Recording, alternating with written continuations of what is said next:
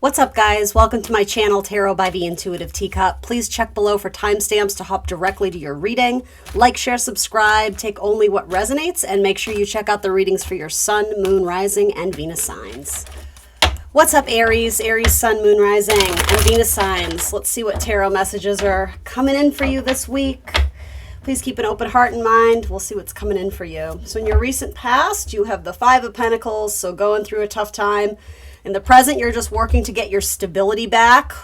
Hopefully it's not holding on for dear life, but there's kind of a necessary withdrawal from certain things out of necessity. Sometimes this is a card of survival instincts, that sort of thing.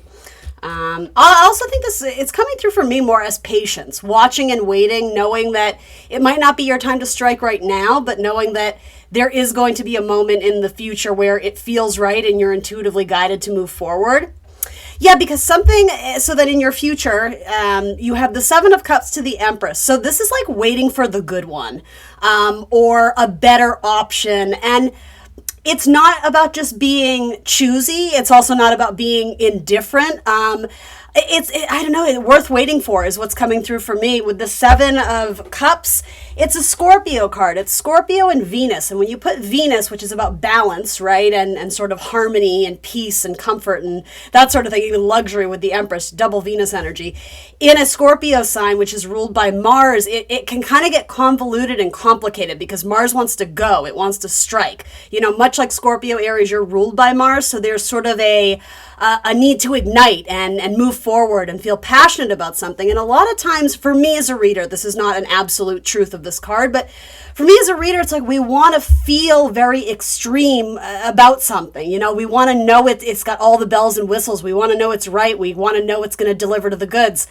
And with this card, it says, but we don't know. We don't have that feeling. Maybe we have like an intuitive knowing, but we're not either trusting it or that intuitive kind of nagging or feeling, that irritation we feel. It might be your intuition guiding you, saying not now. It doesn't mean not ever. And I think that's an important message that's coming up for a lot of signs, just given the astrology right now. You know, a lot of the planets moving through Virgo, they're being opposed by Saturn and Pisces. Saturn is the planet that says delays. It says no, but it doesn't say never. It says you're going to have to work harder. You're going to have to show up. You're going to have to be dedicated. You're going to have to be serious. It's going to require a period of growth for you. But with the Empress, it's going to be so worth it. You know, the Empress is worth holding out for. So maybe this is a big ticket item you're looking to purchase, or, you know, maybe this is the romance of a lifetime. Maybe this is your future wife or future, you know, marriage partner. Maybe this is your future job that has an amazing salary and, you know, good health benefits, or whatever the Empress represents. Again, Venus energy, there's luxury to it. It's major arcana, so it's big. So you have this coming up in your future, but right now it's like, just hold tight, hold steady. This is not about giving up on your dream, though I feel like in the recent past, a circumstance or challenge came through that probably even further delayed something that you were hoping was coming into you. So I want to give you all the encouragement and motivation, saying it's not that this is not coming into you. It's that something about it isn't quite right yet. And I think you have to have faith and trust that the universe, it's almost like it's still cooking in the background. The universe is still adding the right ingredients. So, I mean, I think you need to ask what this Empress represents to you, though. I think if this is your message, you probably already know. It's something that you want and desire, but there's something about it that is a little bit foggy or confusing. And maybe it's just your path of how to get there. And again, that's okay.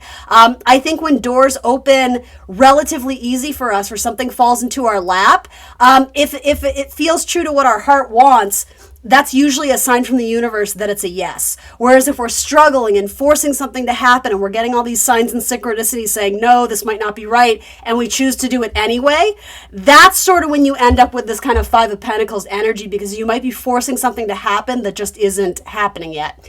I will say this card is very much tied to Mercury. And Mercury is in retrograde right now. So I think a lot of the signs out there, not just you, Aries, but a lot of the signs out there, as Mercury is retrograding through Virgo and into Leo, symbolically for you, where would that be? Your sixth to fifth house. So something about pleasure and enjoyment, your creative hobbies, your sex life, your dating life, but also your work life, your daily routine, your health, things like that. They are still undergoing transformation, and something in those areas of life you may need to go back and reconsider. And maybe for some of you, it literally does have to do with children or pregnancy or something like that. So let's see, what is not useful to Aries right now? What is not helpful? What have they outgrown, or what can they move away from or just release right now? What is not helpful? The Knight of Cups. I don't know, with this, it's almost like practicality, being very grounded and realistic about your circumstance and your scenario right now. Again, something about this came through as survival instinct, so it's not a time to be like dreamy, hopeless, romantic, taking a huge leap of faith on something that has absolutely no substance or weight to it. Again, this is not about throwing your dreams away. This is understanding that you may be in a season right now where, I don't know if it's survival, but it's like there's important matters that have to be dealt with.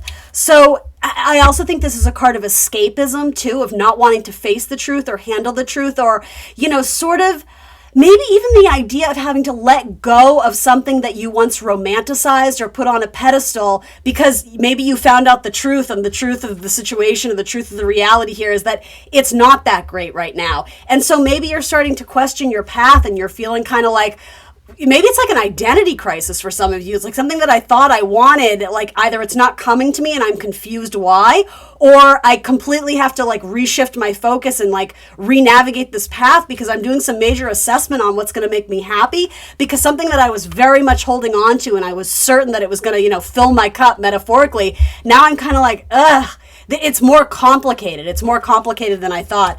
So this is not a bad card by any means, but if we're getting rid of it, sometimes it's a half-hearted offer, or it's an offer that it seems like it's going to be great, but the reality is that it's not reliable, or that it's not consistent. It's very flighty. It's come and go. It's Neptune energy, right? So it's foggy. It's not tangible. You can't reach out and touch it. It's just the idea of a dream. So some of you, it's not about giving up your ultimate dream. It might be sort of editing it to better match your needs for now and your reality for now.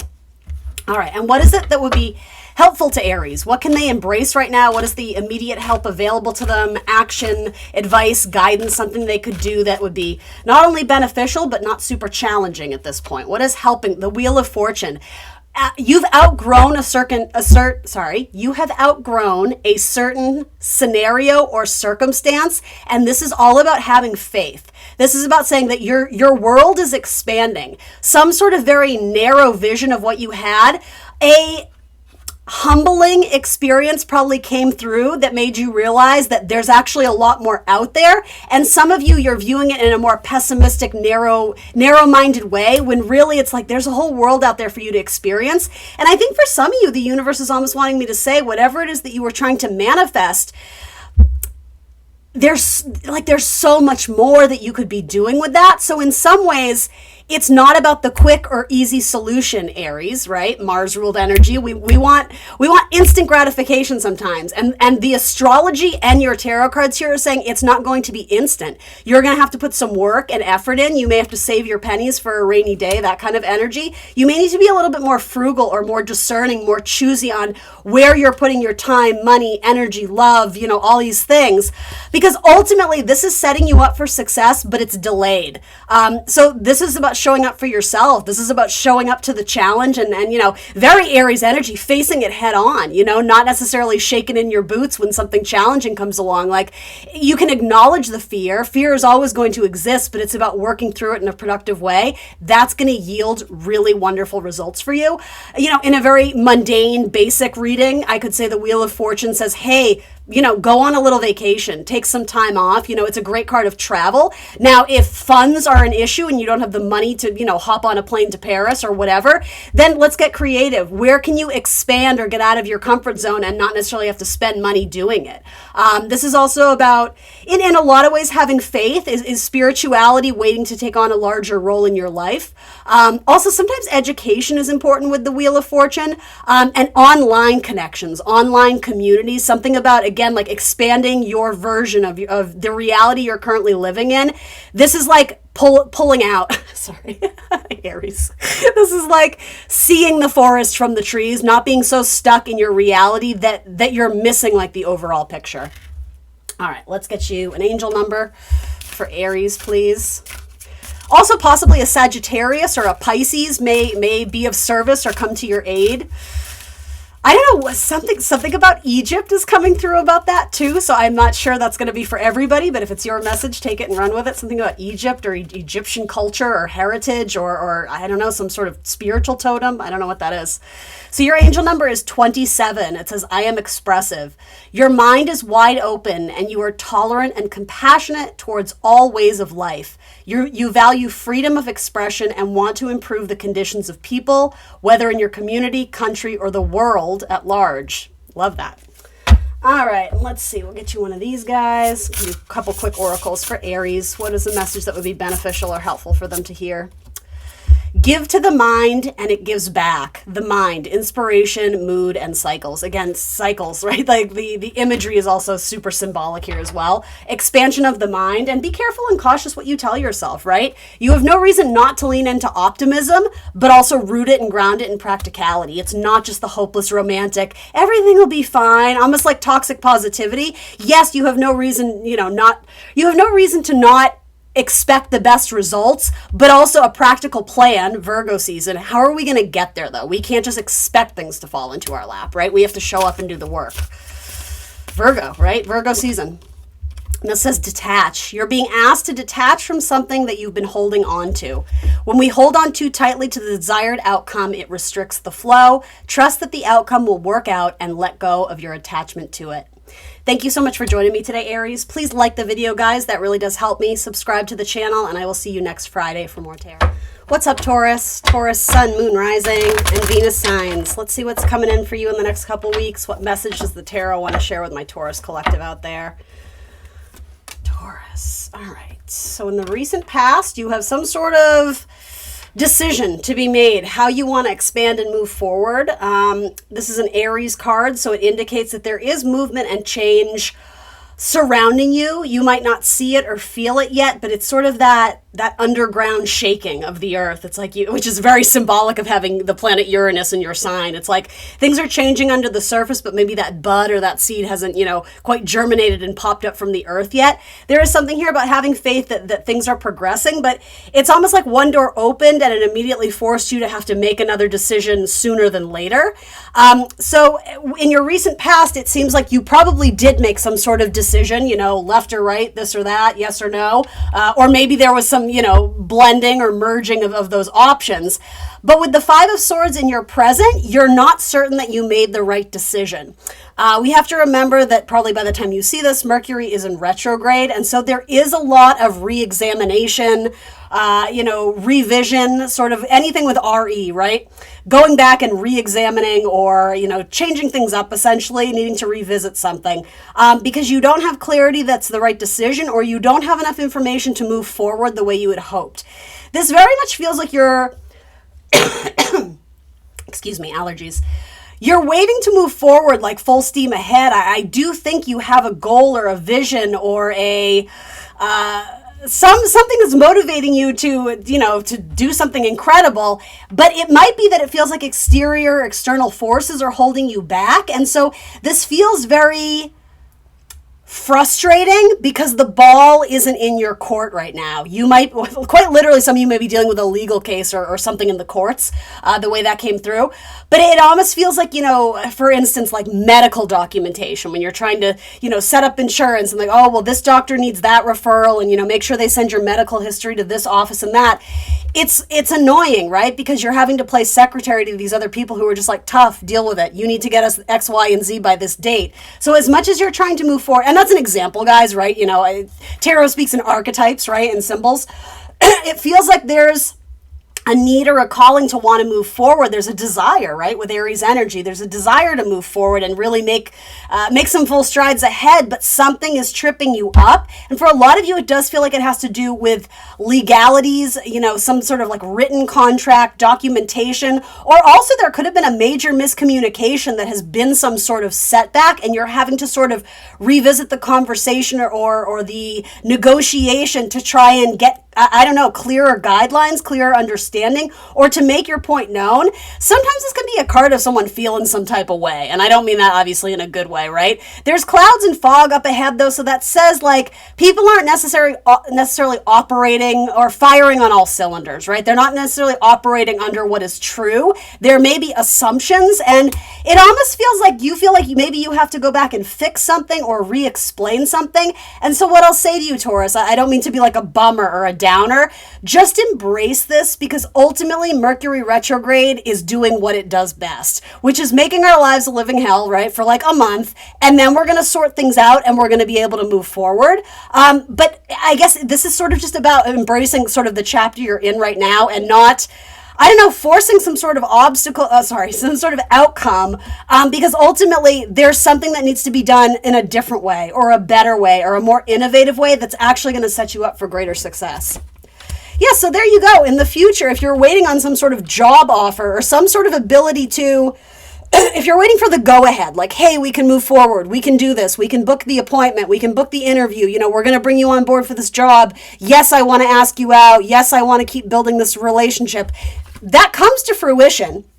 I will say when a Page of Pentacles comes out, it does indicate that it is a stepping stone, a building block to something greater. So again, I'm saying this with kindness and compassion.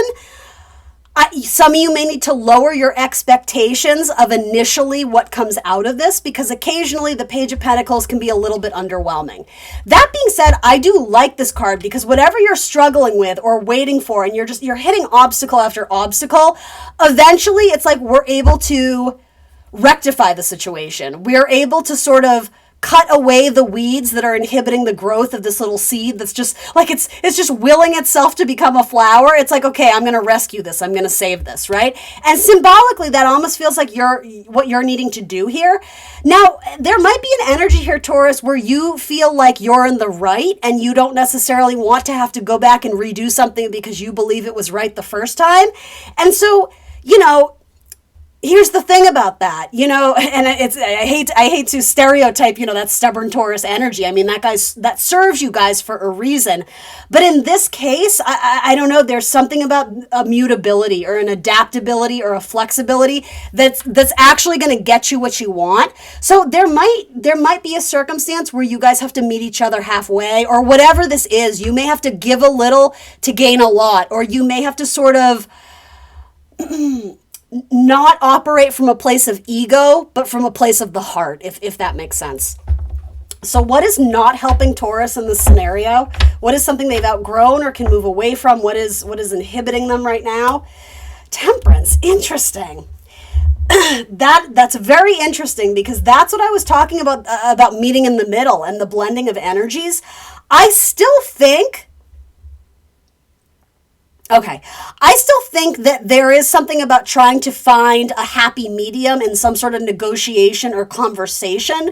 I think ultimately, though, the Temperance card says you have to be patient. Now, in regards to what you're moving away from,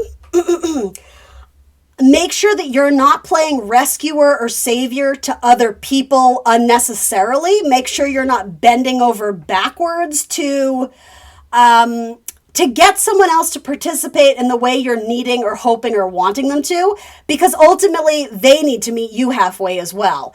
I want to make sure you're not playing rescuer to other people who ultimately, need to rescue themselves or need to show up in a new way, because again, it's 50-50 or whatever. They have to meet you halfway. Maybe some of you need to let go of a Sagittarius. I also think, and this is a very unusual message, so please, please, please only take this if it resonates. Some of you have let a personal illness or injury inhibit you for a very, very long time. And understandably, it was life-changing and life-altering or earth-shattering. But some of you are clinging on to the healing journey subconsciously as a way to avoid change and taking new risks and new steps in a different direction or starting fresh. There's something about, it's not victim mentality. It's coming through as literally like an illness or a medical issue. And I say this with the most compassion I can, but make sure you're not using that as an excuse because you fear what comes next in sort of getting yourself back out there and getting yourself healthy again. Yeah, some of you just need to let go of a Sagittarius, and some of you just need to make a decision too. For, with the Two of Wands and this could be passing cups back and forth because it's like, I just don't know. And something here, I don't know, not having clarity is holding you back. And so it's a convoluted message, guys. I realize that. I recognize that this week because there's a lot of contradictory things going on here, but that in itself speaks to the Five of Swords. I do think ultimately a decision needs to be made, but again, the adaptability and flexibility of knowing you may have to go back and edit it or change it a little bit. Be flexible about the results because something good and beneficial and something you desire will come out of this, but it's a building block. It's a stepping stone. It's not going to blow you out of the water. This is an opportunity, right? And it's what you make of it. So I think that's what you need to look at this week. Something that will help, action, advice, guidance. Bravery is coming through with this Page of Wands, expanding into uncomfortable territory. And I think it's important to note too, fear may play a role in this for a lot of you. If you want to do something, but you're fearful of it, you should find the strength, courage, bravery to move forward with it. If there's something that scares the living shit out of you, right, and you don't want to do it, that's a sign that maybe it's not right for you. Do you understand what I mean? That working through the fear, if it feels right, but you're a little bit scared, that's okay. Page of Wands says take it a step at a time. Page of Wands is about being brave, and I mean, he's quite literally traveling, right? It is a card of communication, but I think it's self-expression in a way that is inviting and friendly. It's not this severe like king or queen of swords where it's very intimidating and very sterile and cold. This is like a more lighthearted conversation. And again, something about getting to know your person again. If this is romantic, you do have fire and earth. So maybe this does have to do with you and an Aries or you and a Sagittarius. It doesn't have to, but Page of Wands says you don't know the outcome yet, and that's okay. You need to embrace it. Justice. This is about contracts and working together with people. That's what I mean. Like from page to the night, there is something coming through and it is going to be good and nourishing and something you desire, but it doesn't come that way instantaneously. It's not instant gratification. And I said the same thing to Aries, like, the planets that are moving through Virgo right now, they're being opposed by Saturn. And Saturn is all about delayed gratification. It says you have to show up, you have to work hard, you have to do better, you have to be smart, you have to be responsible, you have to be consistent, you have to be loyal to whatever this is, and then it'll breed beautiful results. But if you're looking for the quick and easy solution, the quick and easy way out, that's not going to have lasting long-term impacts that are beneficial. So this says believe. You're being asked to fully believe in yourself and your dreams. It's time for that idea that's lived inside your heart to be brought into the world so others can benefit from it. Believe that you can bring it to life and you will do exactly that. Angel number for Taurus, please. An angel number. All right, 4. I am stable. Yeah, you are, Taurus baby. That fixed earth. You bring stability and rationality to any situation. You are the rock, and your hard work and perseverance makes you a dependable friend, partner, and colleague. And last but not least, a little sexy oracle card for Taurus. Now I have your attention, right? I don't know how sexy it'll be, but we'll try. We'll try for sexy. That's kind of sexy, right? The Seeker, all-seeing eye, spirit, and release. Could you surrender just a bit more? Yeah, I think that's important. The idea of negotiations or needing to give a little, that is coming through very strong. That may have to do with a Virgo or in Virgo season as well, or something with your work. All right, Taurus, that's what I got for you. Thanks for joining me today. Like, share, subscribe. I appreciate you guys being here, and I will see you next Friday for more tarot. Gemini, what's up? Gemini, sun, moon, rising, and Venus signs. What's good with you, Gemini? Let's see what the tarot wants to tell you. Messages that may come to fruition for Gemini in the next several weeks. Let's see. So in the past, progress, forward movement, finding a little bit more clarity. During a Mercury retrograde, though, can we trust it? Can we trust it? Let's see. You're revisiting something from your past. And maybe in a way where you're finally able to move on. I actually really like that in terms of finding some sort of closure or clarity. And so here's the thing. Maybe the Mercury retrograde is going to help you in that aspect. Let's see. So symbolically, and for my Gemini risings especially, Mercury is going to retrograde from your 4th house into your 3rd house. So maybe there's revisiting things with, I don't know, land, property, contracts, anything to do with the house and home and family, even sort of generational legacy, ancestry, long-term type, for those of you who will go there with me, like bloodline type karma that maybe you're clearing out. Psychologically, right? Stuff that we've adopted or inherited from our own family and wanting it to not be us being shackled to a certain situation or mindset, right? Maybe there's freedom and clarity from a narrative that you lived out because of your family in some sense. Or, maybe it has more to do with, the Leo stuff, which could be stuff with your siblings, or, very basic 3rd house can be stuff like, with your car, your travel, your transportation. But I don't know, this feels deeper than that. This may even have to do with needing to revisit a relationship from your past. And finally, having some sort of healing or closure or awakening, understanding that liberates you. 8s are all about liberation. Now, maybe you're doing this on your own. Maybe there isn't a person to have that back and forth with to make it okay, but more power to you if that's the case, because I think Gemini is a sign that values so much the back and forth, the go-between between people. But we have to remember that you're the twins, so that go-between also exists in yourself, and you can actually have, major epiphanies if you're willing to sort of find that middle ground in, within yourself. I hope I'm not being too abstract here, but I hope that makes sense to some of you. Tell me a little bit more about this 8 of Wands. Yeah, something that was blocking you or keeping you trapped or challenged, stuck in a cycle or a pattern of struggle. Enough is enough. And I think a lot of you reached a point where it was probably a breaking point, but a very necessary breaking point. Sometimes things have to shatter and break for them to either be rebuilt properly or to realize that we were putting energy, time, and effort into something that didn't need our attention, essentially. So any 10 of Wands says we're wrapping up a cycle that has been very laborious and burdensome and sort of losing sight, like we've been in it for so long that we don't recognize, maybe I don't have to do this shit anymore, right? Maybe I've been cleaning up other people's messes for so long that I didn't know any different. Maybe some of you have the awakening that you didn't realize in a relationship you could ask for help. Like, it's that type of energy where it's like you've been doing something for so long you didn't realize that it was actually not benefiting you, that it was actually to your detriment. And so now there's a resistance in you to go back to that. There's a resistance or a newfound empowerment and motivation to live a different lifestyle or some sort of small change that could be very significant for you that gives you a lot of liberation. It gives you a lot more room and space and a lot more pleasure and fun, right? Sagittarius energy. Maybe it gives you a lot more time to travel or to explore whatever it is that you're passionate about, whatever creative hobbies that you have, like you're putting more time into it. But yeah, this is absolutely revisiting something from the past and being like, no more.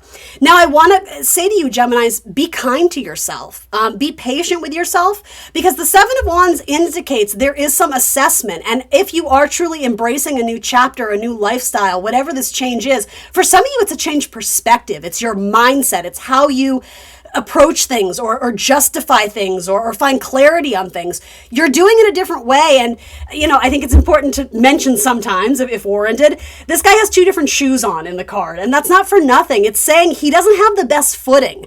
But it doesn't mean that's going to deter him or stop him. He knows he's going to have to make it work. And sometimes there's going to need to be a period of adjustment or finding better footing again, but not letting little things step in your way from making very significant changes in your life that will be of huge benefit to you. A lot of you, you're already embarking on this new chapter or this new mission, right? Whatever it is, but the 6 of Swords essentially talks from going from choppy waters to smooth sailing. So yes, smooth sailing, anticipate that, take that message if it resonates, make it yours, manifest it. But no, there's going to be some adjustments in the future too. And the thing is, you're not blind to that. Because this feels with judgment such a major change up, again, be good to yourself. Be good to yourself. Be patient with yourself. Pressure breeds diamonds, but also know when to call it quits. Know when you're giving too much time and energy and effort to something and where you can pull back or delegate, ask for help, right? It doesn't all have to fall on you. Tell me about the future for Gemini. Something about bumblebees or bees or honey. My mind immediately goes to the dating app Bumble. I don't know why, but something about bumblebees or honey or I don't know, Winnie the Pooh or something. I don't know what that is, but it's significant for some of you. Look at that. Okay, so I say dating app and you have the king of love, the king of cups. All right. Transformational energy though, but I mean, as much as this could be someone external to you, this is also you, Gemini. This is you showing up in a way for yourself that you never have before, and you're practicing self-love.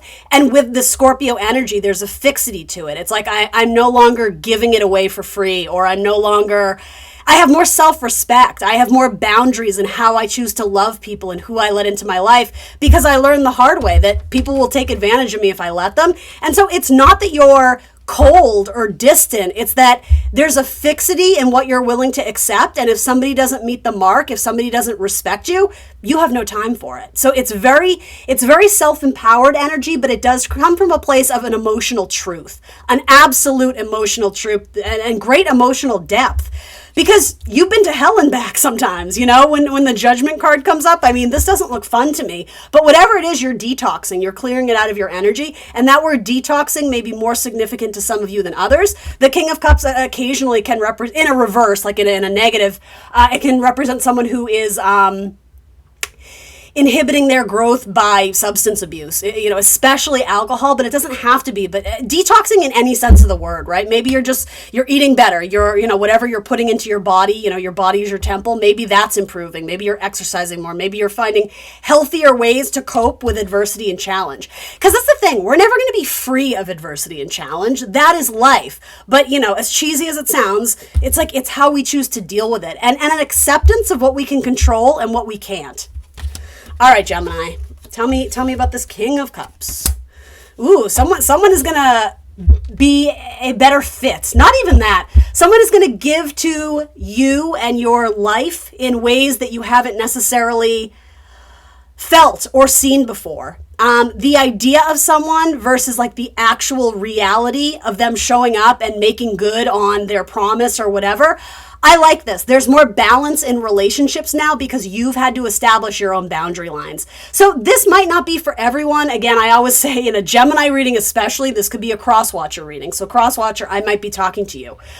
You had to learn the hard way that by overgiving, again, that was doing yourself a disservice. It was not practicing good self-love and self-respect. And so because you've developed healthier boundaries, a romantic prospect or a friendship or something comes in where the scales are much more balanced right now, and I think it almost blows you away. You're like, oh my God, people can actually show up for me the way I show up for them. Like, mind-blowing. It does exist. It does exist.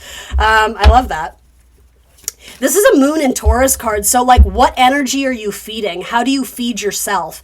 And yes, nutrition and the obvious, but I mean feed in terms of the sense of like, nourishing yourself. What do you nourish yourself with? Is it through art? Is it through music, creativity? Gemini, is it through writing? Is it through speaking? Is it through communicating? What fills your cup? Focus on that, and you're gonna, it does feel romantic here. You're gonna meet or match with somebody who blows you out of the water, because there's something where you guys meet in the middle, but you relate on a very intimate, very deep level.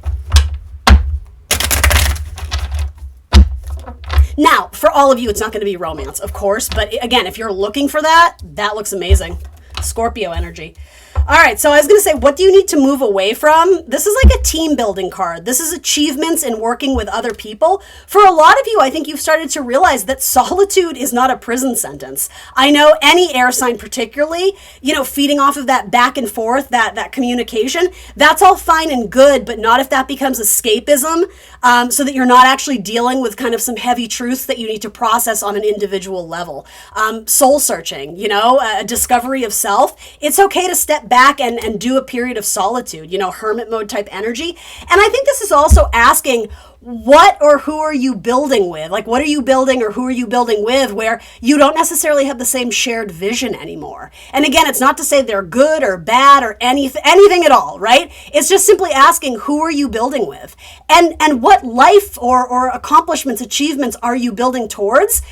And is that holding you hostage from something that you're meant to go through? Some of you may have a change of mind about what you're looking to accomplish in the next month, in a lifetime, fill in the blank. The timeline isn't of importance, but you may be questioning who you're working with in any sense of the word, and that's okay.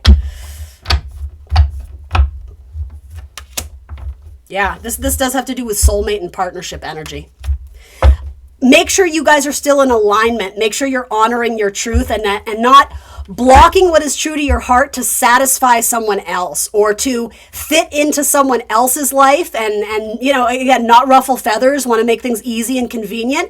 You're sacrificing something in the process, so that's not helping them. It's hindering you both because there's an ultimate truth that needs to come to the surface. This feels very much like Pluto energy. So for my Geminis who have a sun in very early degrees of Gemini, 0, 1, 2, 3 Gemini, you're being trined by Pluto. So there is a beneficial aspect to digging deep into the skeletons of your closet, bringing them out in the light and looking at them, acknowledging them and being like, you know what? I don't want that one anymore. Or you know what? This has potential. Let's work on it and make it better, Psychology may be of particular interest to you guys right now, as well as something about the intimacy issues of sex, body image issues. Something about that is coming through.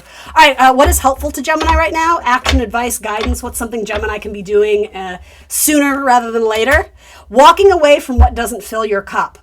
It's okay if it's bittersweet. It's okay to feel sad even though you made the right decision. This is about sacrificing something that is no longer nourishing and having faith that even though you can't see it, there is something better out there for you. Don't be afraid to leave anything behind that is underwhelming or disrespects you, even more importantly. Yeah, bring an end to something even though it is hard. It shows the universe what you're willing to accept in your life, and the universe takes their cues from you.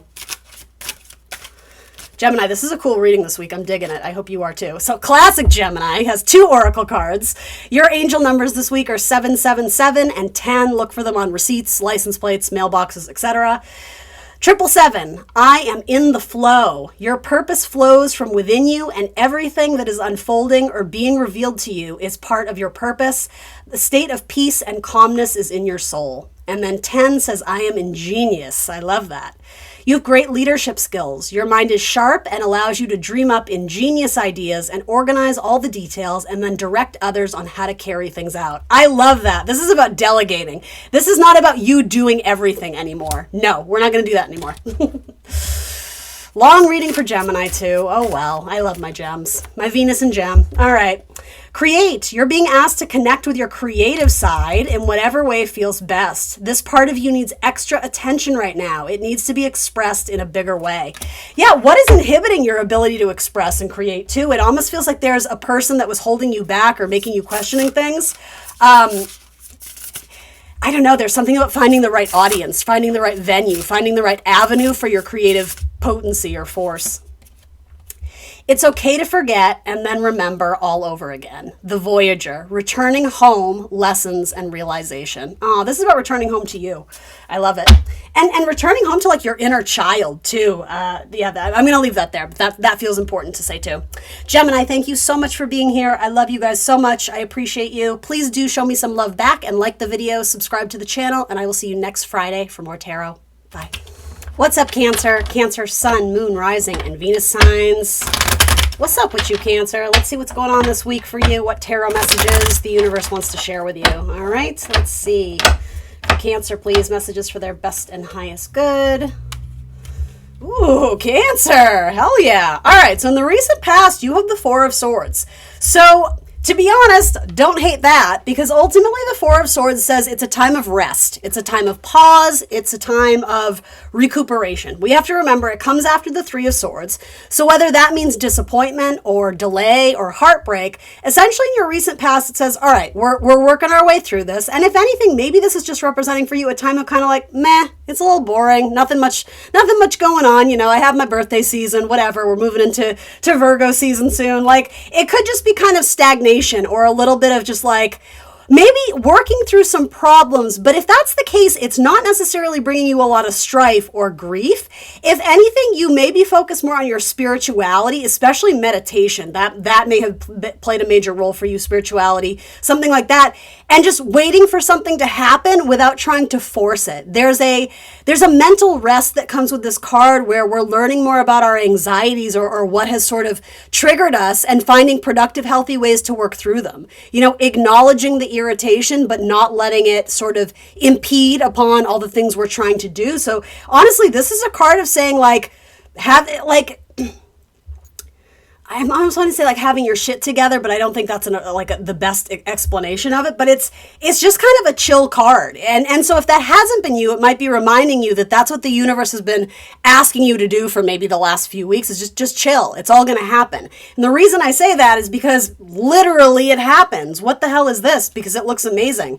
This is about divine timing. This is about divine gifts from the universe. This is something where if you have faith, there's no reason why it won't be delivered to you, as long as it is coming from a place of truth and what your heart wants, without the ego attachment to it. So, if you're manifesting, a certain person in your life because you think the sun shines out of their butt, is it coming from a place of ego where you want the validation or the recognition from that person? Because that's where the universe is going to be like, I don't know about that. But something that is meant for you, maybe it's been delayed with Mercury retrograde, but there is a door that is opening, and we skip over the 5, which is so cool because 5s are about obstacles and challenges. We immediately get to the 6, and this is, I have mixed feelings about this card, but when it comes out with this, it's like something is restored. So if you've had a difficult or challenging time with money, that's about to change. Or even energetic connections, relationships. If you've been a giver and not a receiver, it feels like you're getting something back because it's like you set yourself up for good karma. I don't know how you guys feel about this, but for those of you who struggle with faith and sometimes think that you're being punished or forgotten by the universe, this is going to completely flip your world upside down because you're going to realize that there is a higher order to things. There is a higher power that's looking out for you. And something about this feels very karmic with the scales, karmic justice. It was always meant to come into you, but maybe this was about learning to detach a little bit and not have such control issues. And I think occasionally, you guys know I say this with love, I think Cancers can sometimes struggle with that, as a 7th house Capricorn for my Cancer risings. And just Cancer alone, it likes to have sort of that stability, it likes to have the safety and security. And I think sometimes we don't realize that not everything is in our control. We can only show up and do our best. And ultimately, what's going to happen is going to happen. And I feel like, thank you, universe. This is the word I was looking for. There's an embracing of what is. What your current reality is, knowing that that's not going to be your reality forever. But this is about choosing to play in that inning of the ball game, knowing that there's going to be another one afterwards. So whether you like it, love it, hate it, something in between, I don't know. There's a beautiful new chapter coming in. This is very specific and not going to be for everybody, but something about the trip of a lifetime or the vacation of a lifetime or the travel plans of a lifetime. Or I will say connecting in a way with a group of people, whether it's a community, your neighbors, your friends, your coworkers, your family, whatever. Connecting in some sort of circumstance or scenario that restores your faith. And I know I'm using really big words, but I mean, 10 of Pentacles and the Wheel of Fortune says this is kind of huge, guys.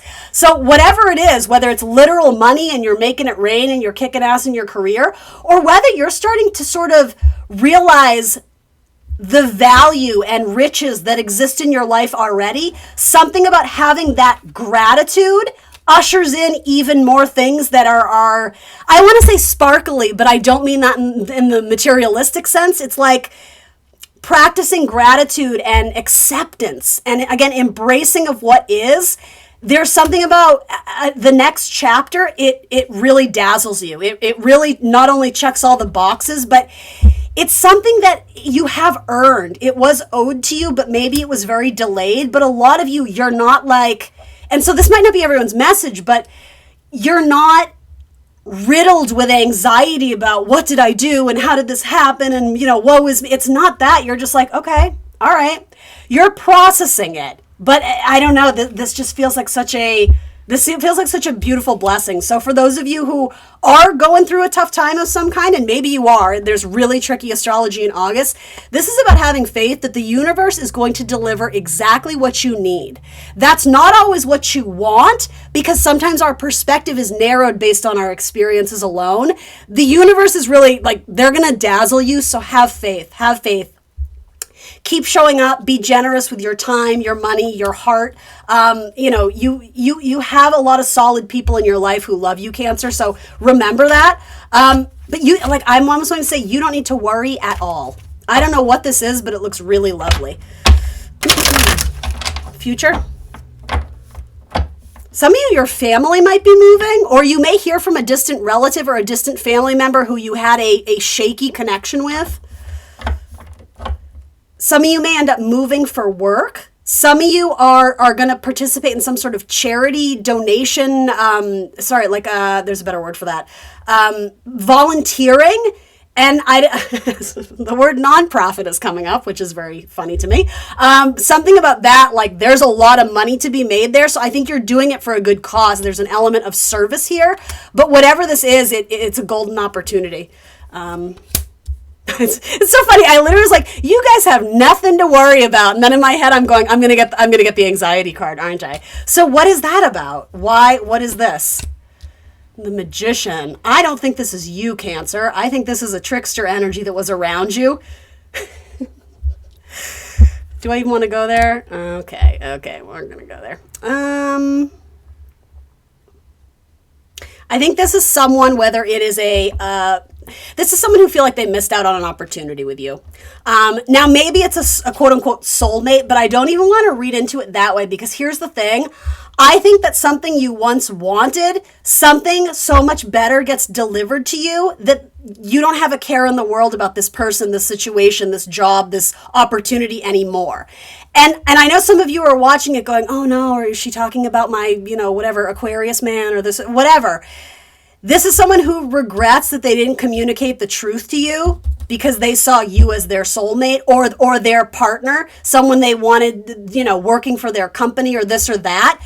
There was something about missing an opportunity. Now, that doesn't mean this person isn't going to try and communicate with you or manifest you back, but this current chapter, and I do mean present, like I'm reading roughly past, present, or future. So, for the next month, something so good comes in that something that was disappointing or underwhelming in the past that maybe made you question your self-worth and something you overgave to in an attempt to win their praise, applause, approval, whatever. It does, you don't see it anymore. It's not even on your radar, because I think the universe was saying, hold out, I have something really good for you here. But something about understanding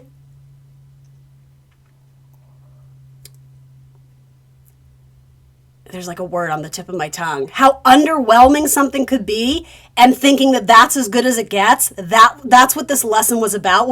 Again, karmic justice. So yeah, Mercury retrograde, maybe you're going to hear from someone from your past, possibly, but I would bet that 90% of my Cancers out there, even if you were, choose to return the message or potentially consider the job offer again, I think a lot of you are going to be like, no, like I'm good. I'm so good right now that something that I thought I wanted or needed, I don't know what this is, but it feels incredible. All right. What is not helping Cancer? What have they outgrown? What can they move away from? What is something that is inhibiting them right now that they no longer need? Called out, Cancer. What you once viewed as the romance of a lifetime, the person who is just going to make or break your life. I'm just telling you, Cancer, like there's something else better out there. And also this person had a side piece or something of the sort. This person was giving to multiple people, or energetically they were indecisive and didn't know who or what they were most passionate about. So again, even if this isn't romantic, though it probably is, the Queen of Wands is like, I don't need that. I'm independent. I'm good on my own. Like I light my own fire. Like it's that kind of energy. Moving away from an attachment or a partnership or something codependent into something much more strong, independent, willful, and fucking badass, Cancer. Like really, really mighty energy. Aries energy. 10th house stuff, right? For my Cancer rising. risings. Maybe this has to do with a career. Maybe some of you are going to be more independent or entrepreneurial or have, I don't know, some sort of strong leadership role. All right, immediate help available, assistance, action, guidance for Cancer. Thank you. Keep plugging away.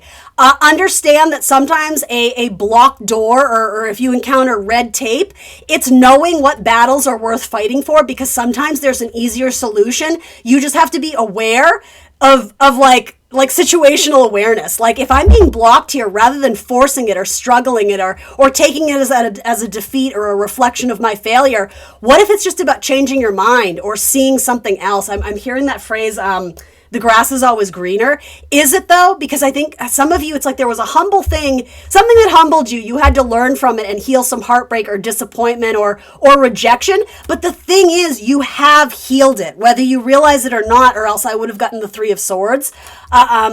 Ultimately, it's like something better comes along, and this is about changing your mind, something that you were putting a lot of time and energy and effort and not getting those results.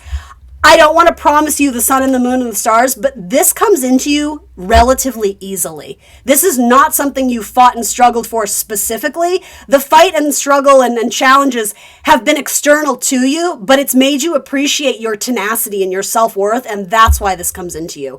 Because you're a badass, because you deserve it. All right? Let's get you a couple oracle cards and wrap it up. Cancer, baby. And I don't know why, something about fight with your fight, quote unquote fight. I don't love to endorse that, but it's like fighting with your words versus with your energy and actions.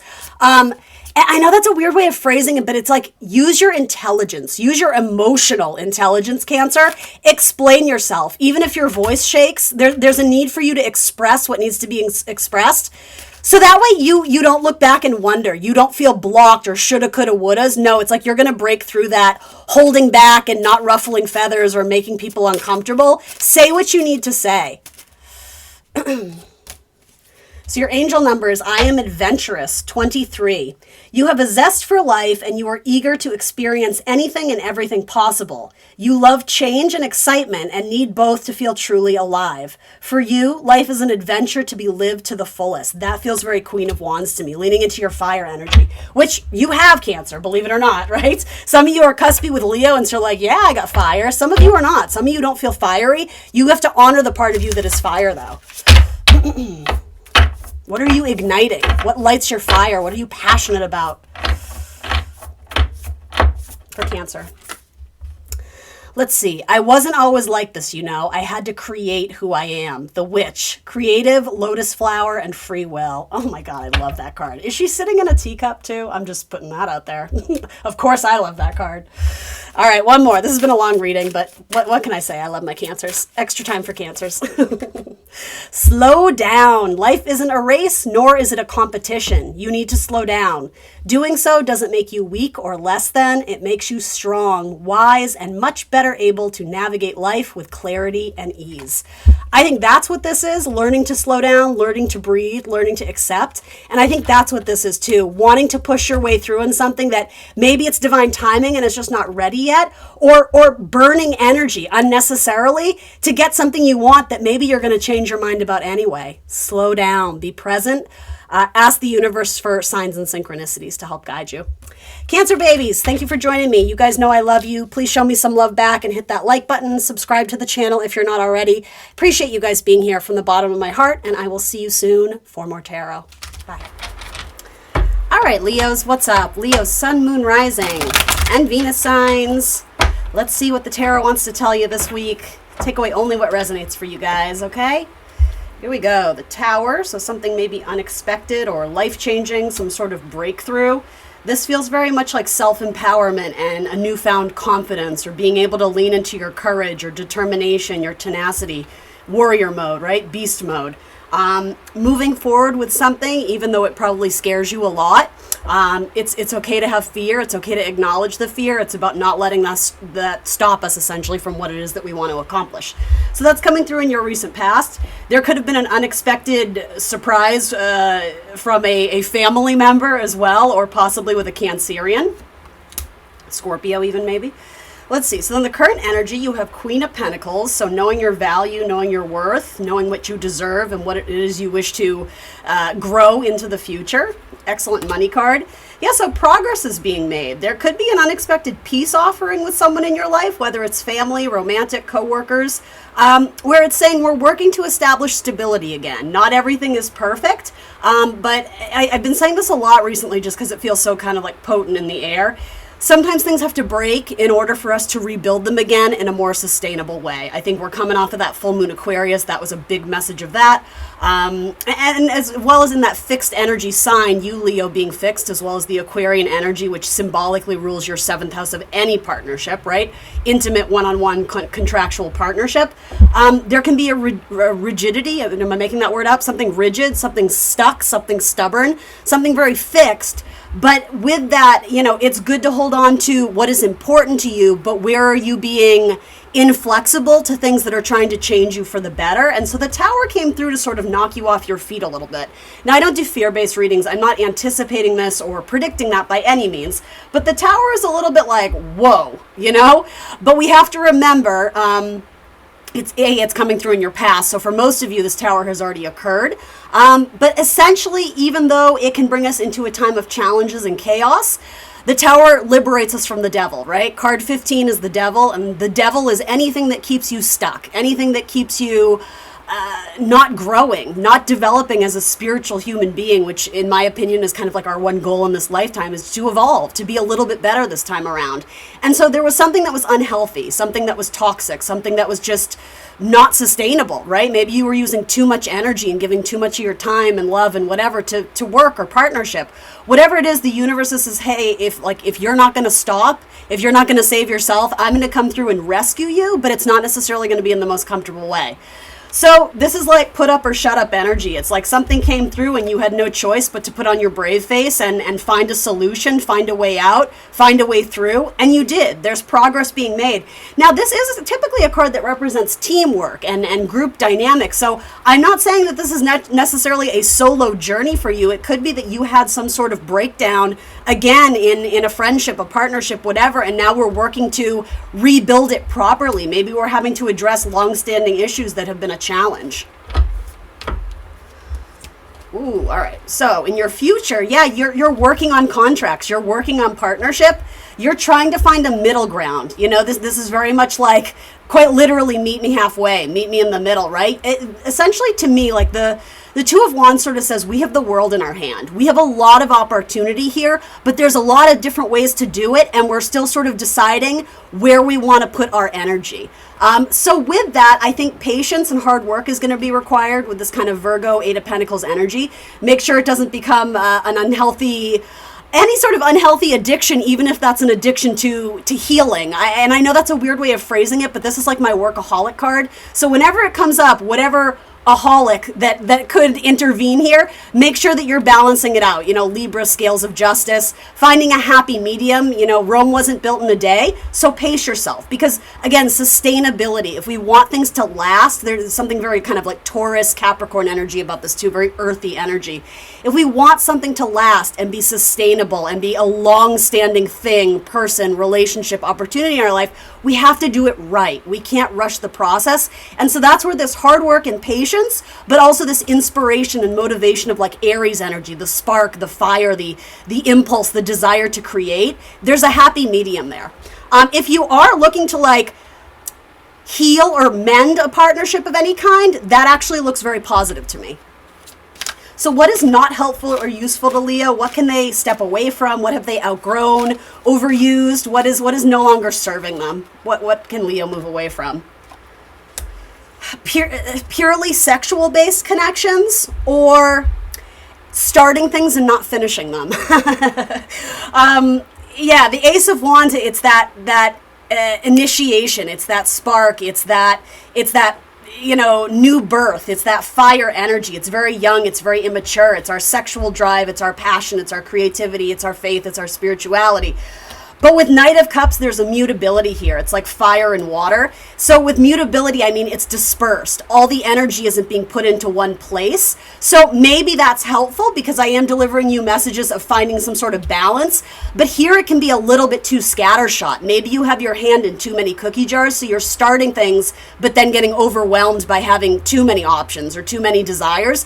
I think there's a need to tighten it up, or there's a better word for that. Not delegate, but essentially you don't need to chase every path or avenue that you feel led down. By all means, explore it, discover it, be excited, but it's okay to say no. I think that's what this is. It almost feels like you're saying yes to everything, even to the point where maybe you're stretching yourself too thin, but also you're saying yes to things that you actually don't really want or don't really desire. And I'm wondering why. Are you people pleasing with this kind of Libra justice energy?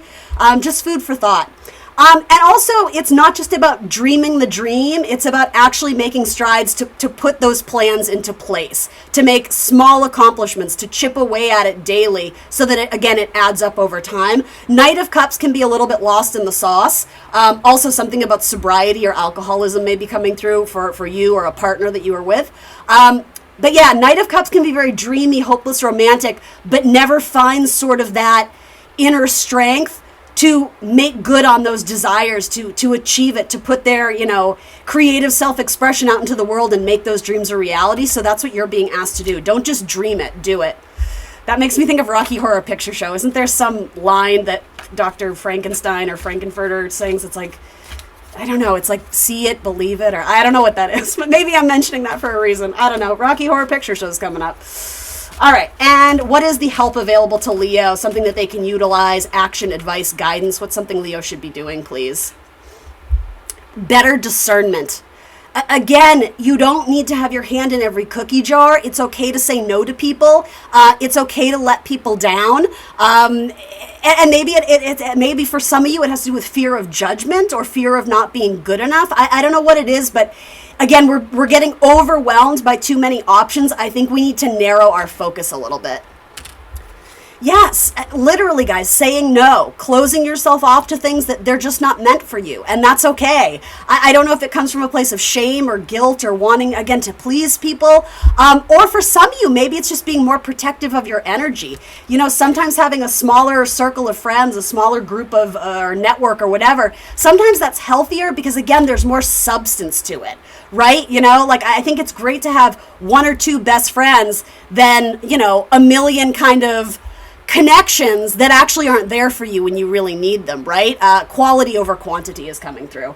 Yeah, you are putting down something heavy. A long time coming too. You are holding on to something that wasn't healthy or beneficial to you. And so for a lot of you, the universe is helping you to put that down.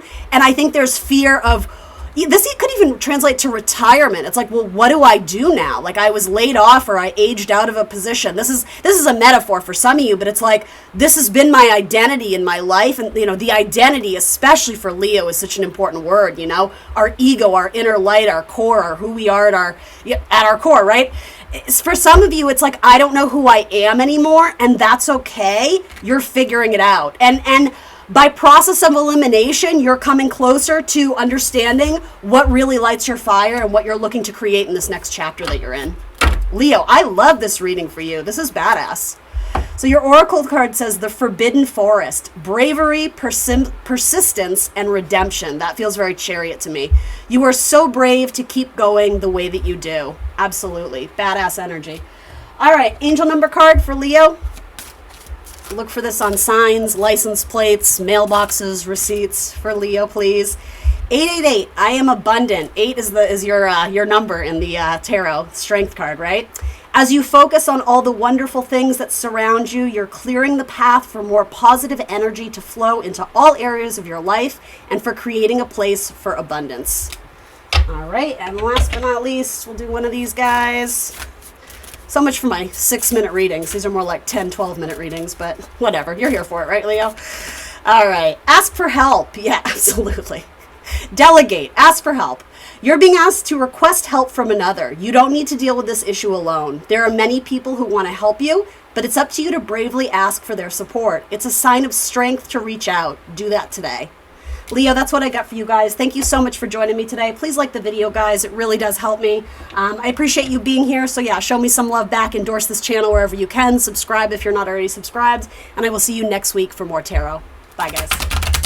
Hello, Virgo gang. Virgo sun, moon, rising, and Venus signs. Welcome to your tarot reading here at the Intuitive Teacup.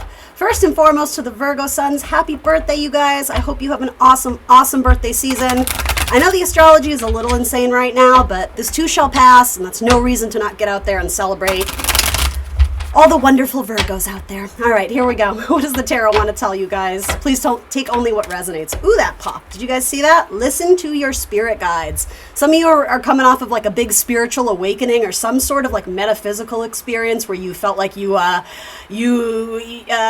don't know, experienced the other side, whether that's feeling like you saw a ghost or an angel, or you just had a very like intuitive, insightful dream that you know, came to fruition.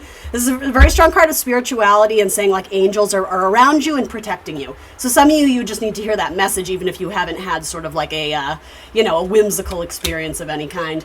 Yeah, so there's an experience that's bringing you a lot of fear or self-doubt. Interesting. Look at the color tones of this. For some of you, it feels very much like the light versus the shadow. Remember that one can't exist without the other, so it's not denying the existence of either. It's allowing them to sort of work together in unison and co-collaborate, right?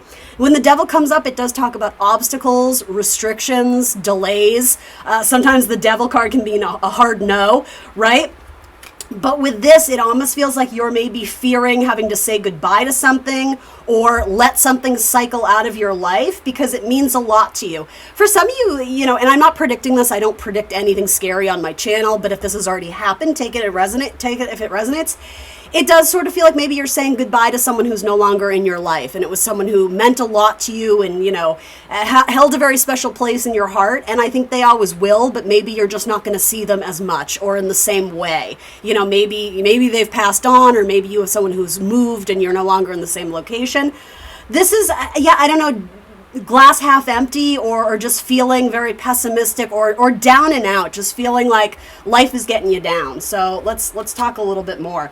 But what's interesting though is that I say this gently, but it's like there's also reason to celebrate, or there's like a big accomplishment. So maybe for some of you, you've had to face your fear. Maybe a lot of you have had to do a lot of shadow work and self-reflection, in which case sometimes I almost see this card as like the divine celebrating your name. Like whoever is watching over you, your guardian angels, you know, whatever you believe in, God, source, spirit, universe. Sometimes this feels like collectively, whatever is watching out for you, they're like applauding you because you did something really great that is in practice of like self-love and self-care. And it feels like, all right, Virgo got the message. Like they're doing good. They're back on track. Some of you might be healing from father issues as well, or just dealing with sort of a heaviness of depression and maybe needing to heal some childhood wounds, childhood issues, things that plague you or that stemmed from unhappy circumstances of your childhood.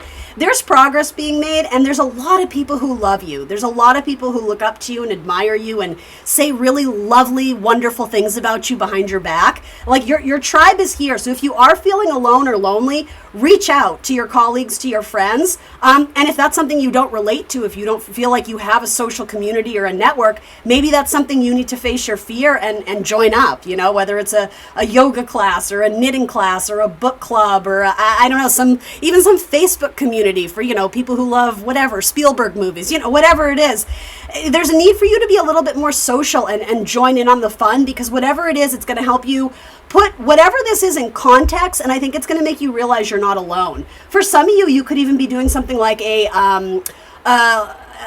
sobriety circle, or again, communities with people who struggle with the same things and love and support each other. Maybe it's just like a women's circle or a men's club or something like that.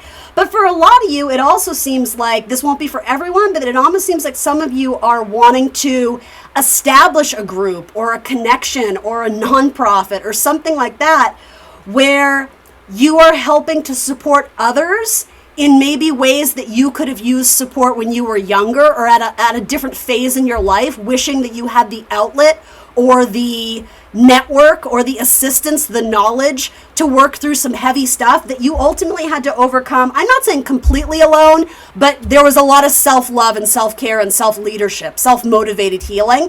And so for some of you, you're trying to make that journey easier for other people around you by being some sort of initiator of a club or a group or a program that helps to support similar people or similar circumstances. Yeah, look at that. So I don't know what this is, Virgo, but it looks great. The Three of Cups is very celebratory. I think it's Venus in Cancer. So it's about love. It's about connecting with people. And then it's wish fulfillment. So it's like whatever it is that you're longing for and desiring, if you believe that you can do it, then you will. But it starts with that feeling. It has to come from a feeling of, this is going to make my life better. This is going to bring me joy. And not only that, whatever this is for you in a very Virgo service-oriented way, you see the benefit of this serving other people too. You're like, this is going to make them feel good too. So I think it's win-win. What is this? I don't know what it is, but I love it. Maybe some of you are just going out and celebrating for your birthday too. There could be some sort of, I want to say fun surprise, but you're already kind of sniffing it out. You already kind of have a pulse on the idea that your friend is taking you to your favorite restaurant, or that your spouse or whatever is going to, buy you that thing you kind of wanted or whatever. I don't know. There's some sort of wish fulfillment there. So then in the near future, you have the Wounded Warrior. All right, so what is that about? I think this is about looking back, and there's a couple messages here. Try your best not to berate yourself for not taking on this opportunity sooner, because it all had to happen in divine timing. I gave a similar message, I think, to maybe the water signs last week or something, where it was like, a lot of you are incredibly frustrated and down on yourself because of this, why didn't I do it sooner? Or to think of all the time I wasted at this job or with this person, and lo and behold, it didn't work out and I was meant to be somewhere different. The thing is, this is about being present, because wherever you're at presently, or soon to be present, I'll say that, depending on when you're watching this, right? This feels so good. Bask in it. Why are we immediately jumping to sort of, the pessimism? Like that's the shadow side of Virgo, where nothing is ever good enough because there's a strong streak of perfectionism in you.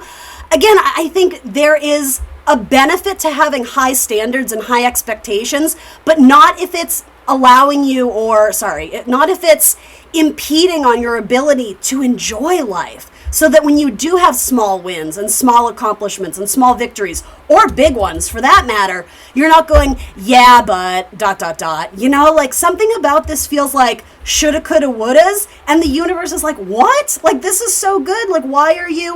And I'm sure it's tied to this. It is, you're very self-critical. You're very hard on yourself and your performance, and possibly how other people view you or see you, but like, guarantee, Virgo, you work harder than just about anyone you know, and like, nobody has the same expectation of themselves that you do of yourself. So like, relax a little bit. And I know that's so like ridiculous to tell someone to relax when they're in a panic. Like, I recognize that does nothing, but ultimately I'm saying it with the kindness to remind you that you're very hard on yourself, and sometimes it really is like, you're enough. You're always enough. Win, lose, fail, succeed, you're still enough. Yeah, so some of you have reached a milestone in your healing journey, but it doesn't mean that you're totally through the woods yet. And again, that's okay. Take it a step at a time. Rome wasn't built in a day, right? So with that, there's still things that we're working on healing, but I think the universe wants you to know you're much closer than you realize. I don't think we're ever totally healed. We're never totally perfect by any means, but like, we never get there. Do you know what I mean? Because life is literally just the journey. Like there is no destination. There's just little milestones and things we hit and goalposts, and that's okay. And especially for Virgos, sometimes you have shifting goalposts, and your mutability, your strength is your adaptability and your ability to sort of like make good decisions and judgments and discernment and all that.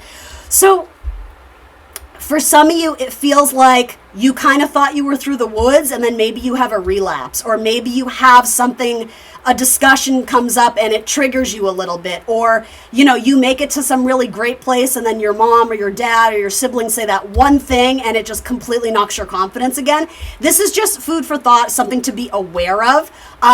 You get to choose the narrative from now on, so don't base it on other people's narratives, assumptions, judgments, needs. This is about kind of ownership of you and what you want in your life. Because something here says, oh, you're not worthy, you can't have that, you're never going to be good enough, and the universe is saying, don't you listen to that. Where does that criticism come from? Good to ask yourself and to work through that in some sort of spiritual or meditative kind of opportunity. All right, what do you need to move away from? Your past? and maybe fear of connection or fear of romance, fear of getting your heart broken, fear of family. Gosh, I'm almost wanting to say family abuse. That feels very heavy, so it's not going to be for everybody. And again, this is what we're moving away from. So in theory, it's already happened, or we're still living in sort of this self-imposed prison of our own thoughts, our negative thoughts, right? Because the swords are turned upside down. But this circle of swords, we can choose to step out of it. Again, we can rewrite the narrative. Something about your past still does hold you back a little bit.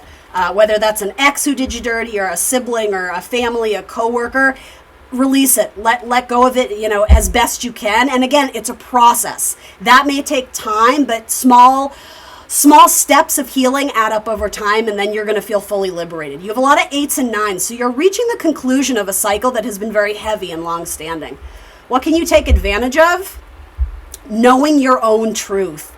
The Ace of Wands is our inner light, our inner spark, our inner desire, our ego, I'm almost going to say like joie de vivre, which sounds so pretentious, but it is. It's like our inner life force, and then it's the truth.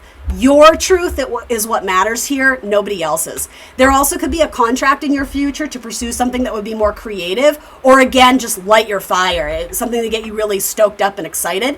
I would also say possibly in the future, if you are single and looking, there could be a romantic partnership that comes in.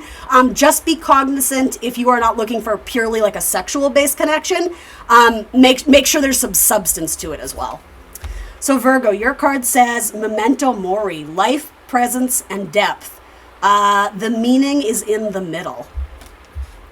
And then your angel number for the next couple weeks, look for it on signs, mailboxes, receipts, that sort of thing for Virgo, please. 17, I love 17. I am independent. The quality of work you can produce when you're going at it alone is almost unbelievable. What a Virgo card to get. You are as independent as you are ambitious, capable of performing every step of the way with efficiency, focus, and skill. And last but not least, one of these guys, a little bit of motivation or encouragement, something that would help my Virgo gang out there to hear. My birthday babes. Let's see. This says manifest. You're always manifesting, whether you're aware of it or not. Manifestation is based on your thoughts, and you're being asked to manifest consciously through positive thinking, so you'll attract into life exactly what you're wanting. Watch where your thoughts go. That's a very, very important message here in this reading for you guys. Virgo, thank you so much for joining me today. Please like, share, subscribe, and I will see you next Friday for more tarot. Hello, Libra. Libra, Sun, Moon, Rising, and Venus signs. Let's see what's up with you. What does the tarot want to tell my Libra gang this week? Venus is going to go into Libra soon. That's going to be exciting. I think we're all going to benefit from that. Being a Venus-ruled sign, right? Venus likes to be in Libra. So more comfort, more beauty, more zhuzh, more relaxation, more feeling good about yourself. I love that. I love that for everybody, but especially for my Libras. All right, so you know you had to walk away. Why are you second-guessing yourself? Why are you questioning yourself? The High Priestess is all about our intuition, and there's a doubting here that you're making the right decision by walking away from something. A person, a situation, an obstacle, an opportunity, whatever it is. The Eight of Cups sometimes talks about pushing pause, because essentially where we're at currently, it's become either too comfortable or we've stopped growing. So there's something else you're meant to achieve or evolve into, but a lot of times there's a heavy-heartedness with the Eight of Cups because it's Saturn in Pisces, which actually we are experiencing in the sky right now. Saturn is in the sign of Pisces, not just for you, but for all the zodiac signs, right? But with that, there is restrictions, delays, awkwardness, uncomfortability, stagnation, challenges in sort of the emotional realm of knowing that maybe we need to go and pursue something greater or something more, but maybe not feeling confident to do so. For some of you, I'm getting a message that you felt like you didn't have a voice, or you felt like you weren't being listened to, or maybe you felt like you were a doormat, or something about not feeling great in whatever position this is, and yet you were willing to stick it out a little bit longer. So I don't know if you guys have already left, whatever that means, or taken a break, push pause, or made some sort of change, but something here has to be abandoned. Something. I'm not saying everything. Don't throw out the baby with the bathwater. But for a lot of you, it's that intuitive feeling like you know it's time to maybe have that conversation, to speak up. So if that's the case, maybe you're walking away from a period of silence, or you're walking away from, in fact, that could be it for some of you. If you've been on a break from your person and you've had some time to sort of, I guess, process the feelings and what was going on in the relationship, maybe you're having to take that, I don't know if it's a scary step, but necessary step to actually address the issue. Let's see what's coming up. So what is Libra headed to do here? Yeah, honor yourself, stand in your truth, speak your truth. Also, sometimes this is a card of negotiation, deliberation, finding a happy medium, listening as well as speaking your truth, finding a happy medium, and making an offer. Okay, all right. So this could be a peace offering, or this could be a brick in the pathway, a stepping stone, if you will, right? So maybe we're trying to heal something or repair something that caused us a lot of grief and despair or difficulty. And maybe your truth is, hey, I don't really want to abandon this because there's something about it I still see value in. But essentially, we sort of have to start from scratch to rebuild it, or make a lot of necessary changes where it feels new again. You know, if symbolically, if this is a seed, it's like, how are we going to nourish it in order to get it to grow and flourish and become, successful, right? To yield crops, so to say, in this symbolic thing. For some of you, you may be contemplating leaving a marriage, and it might be, there might be a couple different things going on here.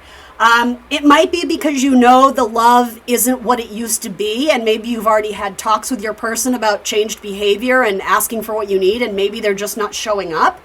And so this may be making some sort of decision in terms of how to split assets, or, making plans about, splitting time with the children, or this and that, like important plans and negotiations as you've chosen to walk away from something. This could also talk about severance packages, or, leaving a job that it's just not emotionally satisfying anymore. And for most of you, I think you're leaving on your own accord, but there's a heavy-heartedness.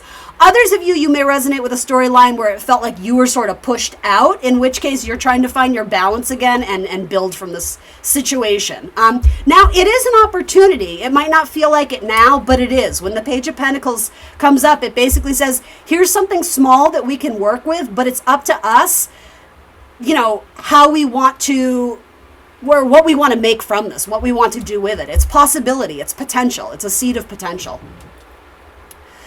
I've been getting this message for Libra for the last 6 months. I swear, something about travel opportunities is going to be very significant and important for some of you. Also, possibly children. Yeah, look, you have 3 cards indicating children or childhood, or even if you yourself are, a full-grown adult, you still are the child of 2 people, right? So whether those people are still around, there is something about maybe connecting with parents or connecting with children, some sort of storyline about that. This does sort of feel like having your kids split the weekends or split the weeks between you and your partner if you are going through some sort of divorce. And yeah, it's good. There's going to be an adjustment period, and that's okay. Whenever we are embarking on some new journey or taking on some new undertaking, and it's new and it's weird and it's different, I think we have to remember to be kind with ourselves, to practice patience, to be gentle, not just with ourselves, but with everybody involved, because I will say there's a lot of people involved. There's a lot of people cards coming through.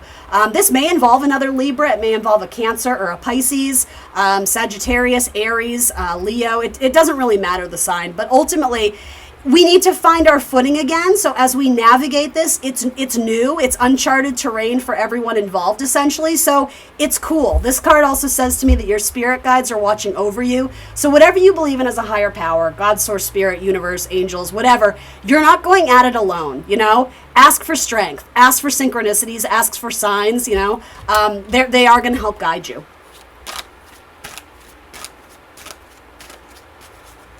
So what is it that Libra can release or let go of? What is no longer useful? Sitting and waiting for life to happen to you, you make it happen. The future is unwritten, but you need to pick up the pen and decide what you're going to write.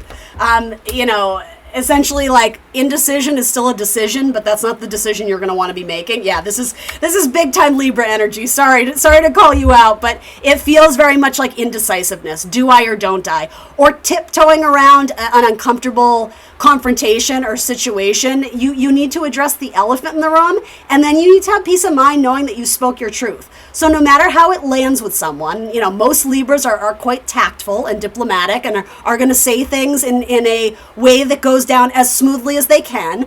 But ultimately, whatever it is that you are expressing, there's probably going to be some resistance to it, some challenges, some opposition, maybe some wounded ego with a Leo card coming through. But with that, at least you spoke your truth. You know, speak your truth even if your voice shakes, because at least now it's out there and we can fix it. Whereas if it's a secret or you're remaining silent, it's never going to get better. So again, that's where this is progress. This is potential for things to get better, and by putting it out there, you're going to learn very quickly who wants to be in the next chapter of your life story, and essentially who you can kind of phase out and walk away from because they're just not going to be a main character anymore. So what is the help available to Libra? Action, advice, guidance for Libra. Action, advice, guidance. What can they make good use of, take advantage of? What is helpful to Libra right now? Your long-term focus, your hopes, your dreams, your wishes in the long term. Be good to your body. Especially like getting enough water. Hydration is really important. Diet, exercise, all those things. Some of you may actually find a lot of... what is a good word for it? Not solace. Sorry, give me a second. Although that word came up, so sure, solace, but that's not what I meant. Because this is very much about groups and communities and networks.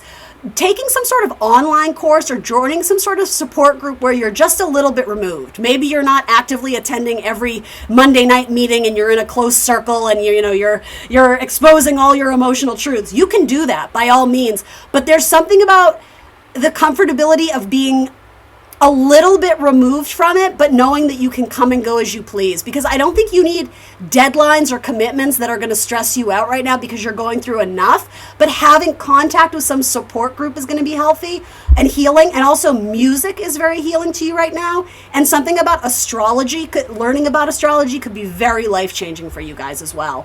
Look at that. Your wishes and dreams are coming true. You have two very strong cards of wish fulfillment.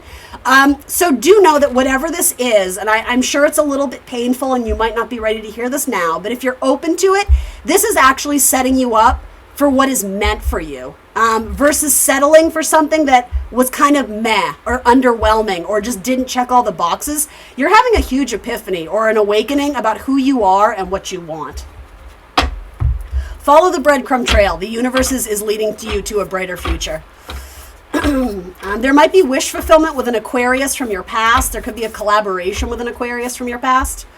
So this says potential and possibility. That's our seed. That's our potential. Let's see. Future, highest self, and quantum. Reach out to the potential that is calling for you. I love that card. So pretty. I like her green hair. I feel like something about that is significant. Green hair. I'm not sure what that is, but maybe it's a wig. I don't know. I don't know what that is, but maybe it's just the color green. I don't know. Maybe that's someone's last name. Angel numbers 20 and 333. I am harmonious. How perfect for you, Libra. You relate to others in an almost cosmic level. You are dedicated to building harmonious relationships of all kinds. You have the ability to persuade others to your point of view by using gentle means. And then I am powerful. You are being called upon to use your spiritual gifts as a light worker, assisting all of humanity. Live your truth and be a positive light to others. And last but not least, one of these guys for Libra, advice, guidance, anything that would be helpful for Libra to hear as we wrap up their tarot reading here. Healing. Your body, mind, and soul are in a period of deep healing right now. You're going through many transformations at once, and you're being asked to allow yourself to receive the healing that you need with open arms and an open heart. Thank you so much for being here today, Libra. I appreciate you all. Please like, share, subscribe, and I will see you next Friday for more tarot. Bye, guys. Hello, Scorpio. Scorpio sun, moon, rising, and Venus signs. I hope you guys are well. Let's see what the tarot wants to tell you all this week. Judgment. All right, looking back at the past. There's a song that takes you back to. A lot of times Judgment is my music card. So yes, it has to do with the past, has to do with finding closure and clarity, being able to leave a chapter behind once and for all, clearing skeletons out of our closet, just your typical Scorpio stuff. But with that, there's some sort of closure on a path that you are meant to take or thought that you were meant to take, some sort of maybe offer from your past, a job opportunity, an offer from someone who wanted to build with you or grow with you or collaborate with you. But I don't know, randomly there was something about hearing a song that takes you back, like nostalgia and sentimentality comes flooding back. And something about it, I know this is a bit of an odd one, Scorp, something about it influences you to go back and revisit some sort of path or project or opportunity that you let fall by the wayside, or maybe you just didn't have the time, energy, strength, capacity, bandwidth to do it back then. But I don't know, there's something about like a musical cue, or you hear a song and it reminds you of that thing you want to do, or that relationship you want to discover, or I don't know, there's something about music playing a role in helping to motivate or push you forward into some new chapter, something you're meant to pursue.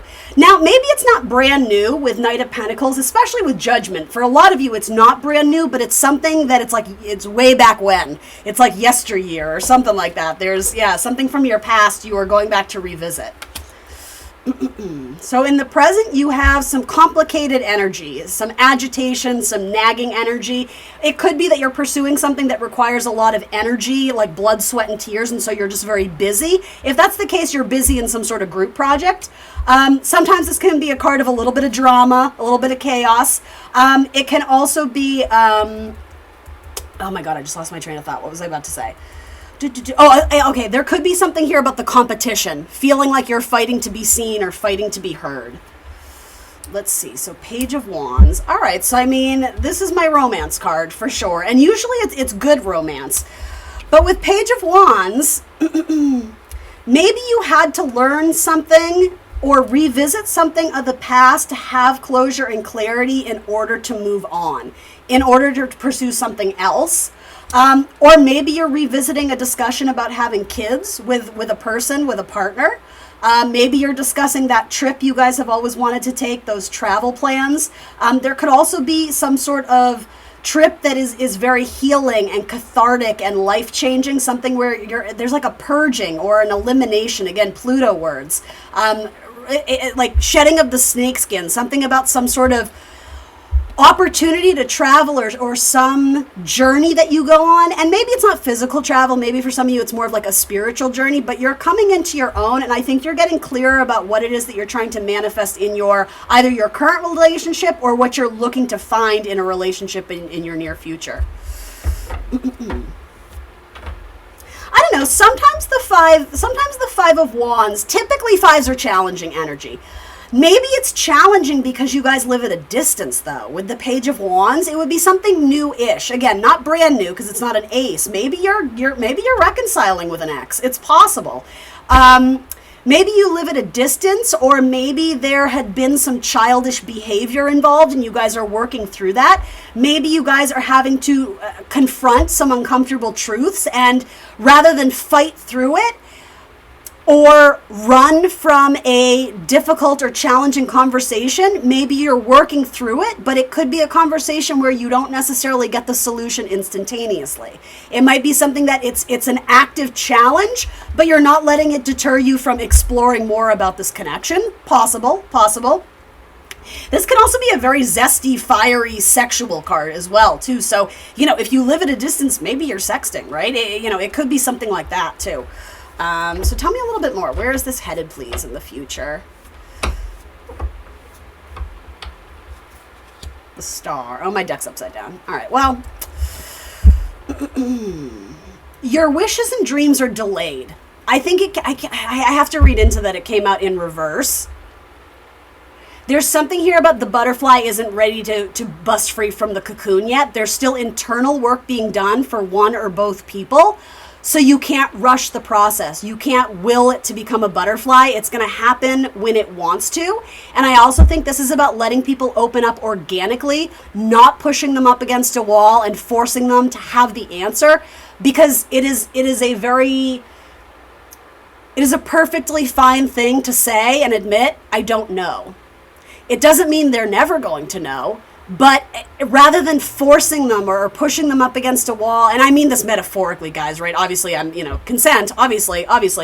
But do you know what I mean? Like there's something about allow it to happen organically. And I think sometimes that's very hard for Scorpios because generally speaking, they like to have the upper hand. They like to be in control. And so when someone doesn't know and can't express their truth and clarity, you don't have that clarity either. And that's where you can kind of spin out. You can kind of cycle, or maybe not cycle, but spin out. You can get lost in the saucer or start doing things impulsively because you don't feel that control and you're sort of acting on impulse of red alert, danger, get out of here. And I don't think that's it. I say that jokingly because it's not being relayed to me as that. It's like, calm yourself. This is something where you're kicking up dust and therefore these clouds of dust, you're losing your vision. You're losing your sight of what this is. So it's we symbolically we have to temper ourselves. We have to relax a little bit. And this, I just keep thinking this is a conversation that you might need to revisit. Something about this is absolutely going to work out in your benefit, but there's something about her being upside down. It's almost giving me vampire vibes, hanging from a cave or a bat or again, the butterfly hanging upside down in the chrysalis. It almost has a hangman vibe, and both the star and the hanged man in tarot have a need to allow things to heal and not know all the answers yet and to be okay with that. Something about this may involve sacrifice or surrender. And again, releasing sort of our need to have control of the situation, because something about these clouds of dust, this fog, this kind of Neptunian stuff I'm getting from hangman imagery. It's not here, but I'm seeing it.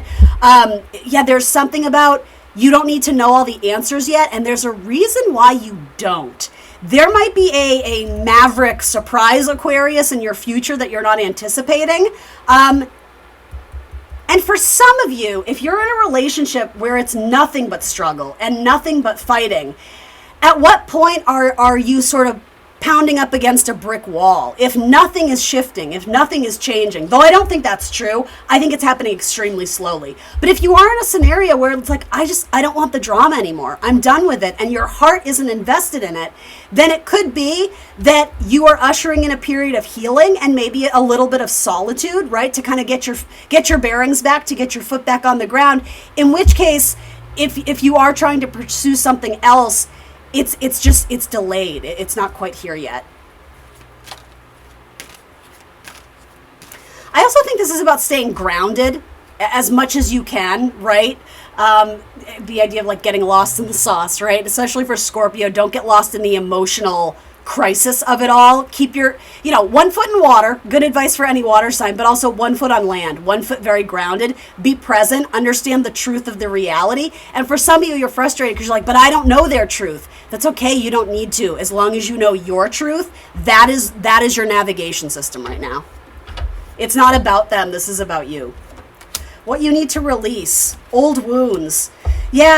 Saying goodbye to old wounds that are triggers for you. And I know that's easier said than done, but mentally, cerebral energy with the King of Swords, you need to work through them so that you're not being held hostage or prisoner to these narratives of your past that it really hurt. It effing sucked, right? The Ten of Swords says there was a very humbling experience and something really put you through the ringer. Something, someone, whatever. It doesn't matter so much if it was someone. And I'm saying that because I don't want you projecting, because ultimately, even the things that happen to us, it's our responsibility to step up and heal them and make it right for ourselves. This is about not sort of inserting yourself in a situation where you're playing lawmaker or,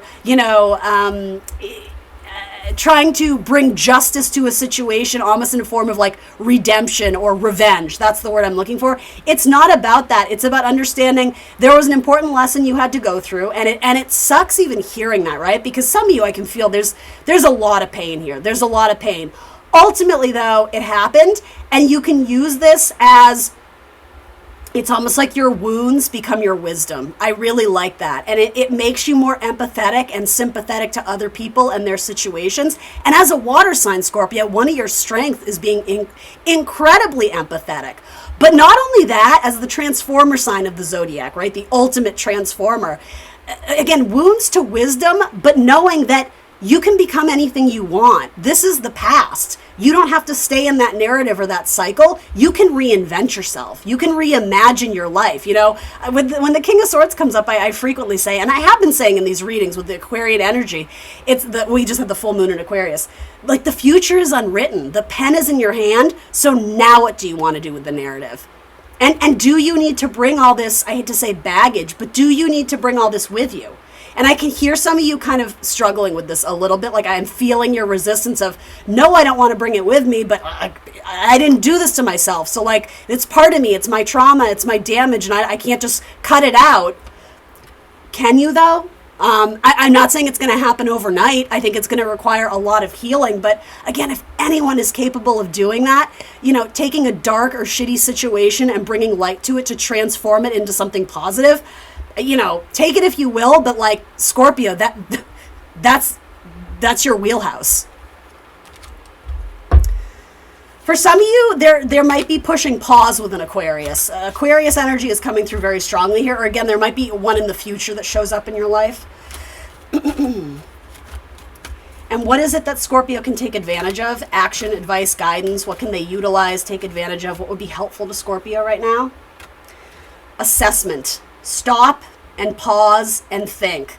Some of you, I keep hearing like spinning out or reeling out. It's like your head is creating false narratives based on assumptions and emotional responses and reactions, like knee-jerk reactions. You need to ground yourself. Like there's a need to slow down and understand where you're at. Not everything has germinated. The seeds haven't all popped up from the ground yet. So you don't really know what the return on this work is going to be. Like, you don't necessarily know if this is a win or a fail or if this is successful. I'm almost wanting to say in partnership, there's a lot of thinking and contemplating going on. And that's what this narrative is meant to be, at least for the next couple weeks. So again, allow it to develop organically, right? I know I'm saying that word a lot, but don't self-sabotage.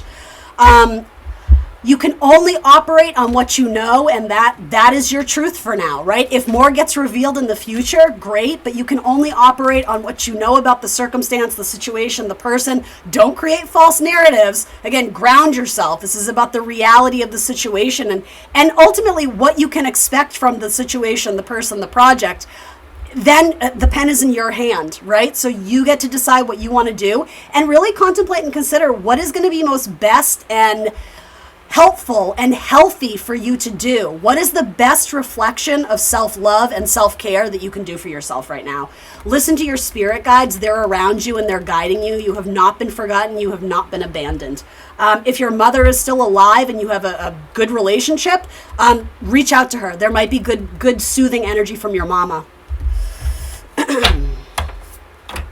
Something about lavender. I don't know. Lavender is coming through. Someone's name, a scent, a candle, a color you wear. Something about lavender. That makes me think of the little girl in Matilda. Oh my God, I love her. Okay, anyway. The great goddess, transcendence, divinity, and Shakti. You guys always get the best oracle cards. The coolest ones.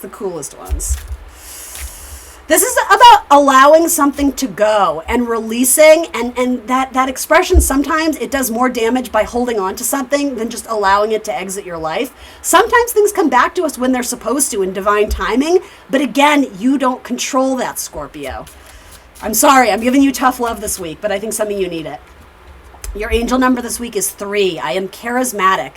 Expression comes naturally to you. You are very skilled at communicating your thoughts through conversation and creative pursuits. You are able to get others on board with your ideas. And one last thing that would be helpful for Scorpio to hear, please, an oracle card, a confirmation, something that they would benefit from, help, guidance. Let's see. Allow. You're being asked to open your energy field and to take down your wall of protection in order to allow goodness to enter your life. Sometimes, without even realizing it, we block ourselves from the flow of life. it's safe to open yourself back up. I have to peek at this one. And this says pause. You're being asked to pause before making a quick decision. And an emotional one, for that matter. And moving forward. Allow yourself to step back, look at all the possible outcomes, and make sure you're headed in the right direction before moving forward. Love it. Scorpio, thank you for joining me today. Please like the video, guys. It really does help me. I invite you to subscribe to the channel if you're not already. I love my Scorpio gang so much. I love reading for you guys. I always look forward to it. So show me some love back, like, share, subscribe, and show up next Friday at 6 p.m. for more tarot. See you then, guys. All right, Sagittarius, Sun, Moon, Rising, and Venus signs. Let's see what the tarot wants to tell you this week. Little storyline for my Sagittarius, Sun, Moon, Rising, Venus. The Lovers. So complications with a romantic partner, complications with a lover, feeling not at ease, feeling agitated, feeling confused, feeling fiery. Occasionally this can represent like passion and, you know, sexual energy, but I don't know. I'm getting more of like a conflict between someone you love. Typically the Lovers represents a romantic partnership. So let's keep going. All right. So in the present energy, feelings of disappointment. Someone is definitely viewing things as glass half empty. You know, can we get back what we lost? Someone is feeling rejected or just going through a really difficult time, and maybe they're struggling to connect with their partner. I'm almost wanting to say like intimacy might be an issue right now, because I don't know, someone in this relationship or in this partnership may just be feeling kind of not themselves. Now we have to remember, when the Five of Cups comes through, we're very in our emotions, and there's nothing wrong with that, but sometimes we kind of lose sight of the bigger picture. So I think whenever this card comes up, it's always a good reminder to seek help. You know, if you feel you need that, make sure you have a confidant or someone you can talk to about the deeper things in life. And sometimes that's not always comfortable for fire signs, right? We like to keep things, you know, light and breezy and fun, and when things get heavy, that's not really always the comfort zone, but it is part of life. And I know you guys know that, right? But it's a gentle reminder, like, get out, spend time with friends, don't self-isolate, but whatever self-care looks like to you. If you just want to stay home in your pajamas all day and that's what the doctor ordered, so to say, then fine, do that. We also have to remember we're in a 5, so we're in the thick of it, but that's not where the narrative ends. Sometimes I call this card jokingly, even though it's not it's a very serious card, right? But jokingly, I'll call it the total eclipse of the heart, right? You know that song, it's very dramatic, right? I say that because, again, losing perspective. We're only seeing sort of the negative, where we have this, you know, black robe on and it feels like the end of the world. But the universe wants to remind you, 2 cups remain here. So there's something to be salvaged from a negative situation or shitty situation or a circumstance, that something was kind of disappointing, or it sort of went against your expectations, and now you're sort of having to figure out the other pieces of the puzzle and where to go from here. Maybe a partner in your life confessed that they're not happy in a relationship, or that they feel like you've changed, or vice versa. There's something here where your romantic partner or possibly an ex, right, for those of you who are single, there's still some either baggage or unfinished business, but in the present, it doesn't come through as like okay, let's reconcile, this will be beautiful. It comes through as like a feeling guilty, feeling shamed, feeling rejected, feeling sad. Now, what remains here? The Wheel of Fortune. So something about this is getting you to expand your comfort zone.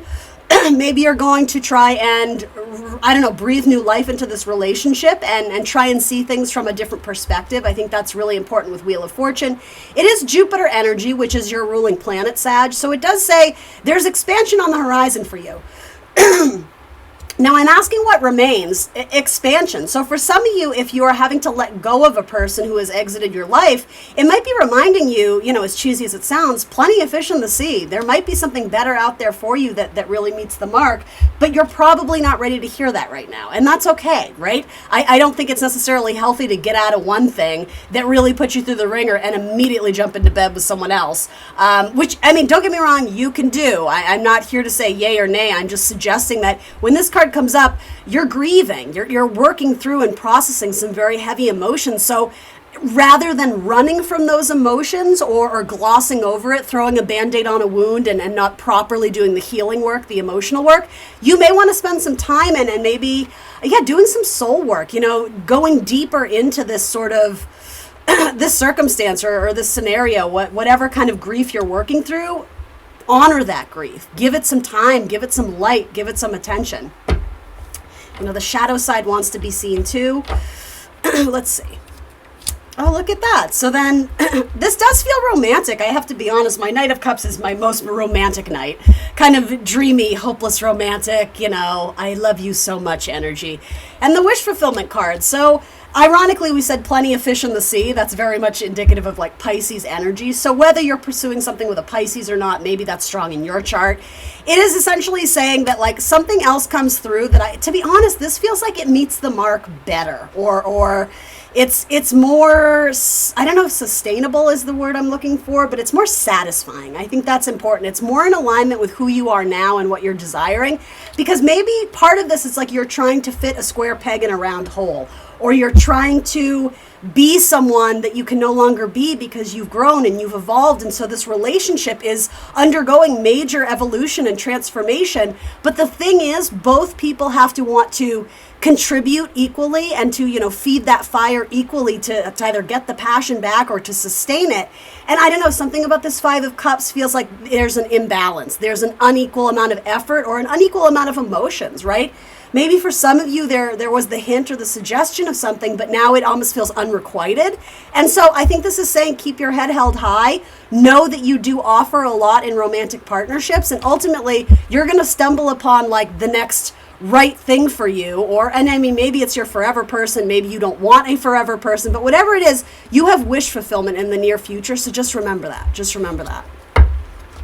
Now we are in Virgo season, essentially, when you're going to see this. And by default, Virgo is a sign that squares or agitates Sagittarius energy. And I'm not saying that's true about a Virgo person per se, but in astrology, there's certain things that square the individual signs, right? So for Sagittarius, it's going to be the fellow mutable signs. So you're opposed by Gemini, and then you are squared by Pisces and Virgo. So when the sun is moving through those signs, it is going to challenge you in a way that ultimately is going to ask you to grow, to evolve. So it's an opportunity for you to show up in a different way, but it's not just going to be easy peasy lemon squeezy. And especially here in Virgo season, there might be a cathartic release.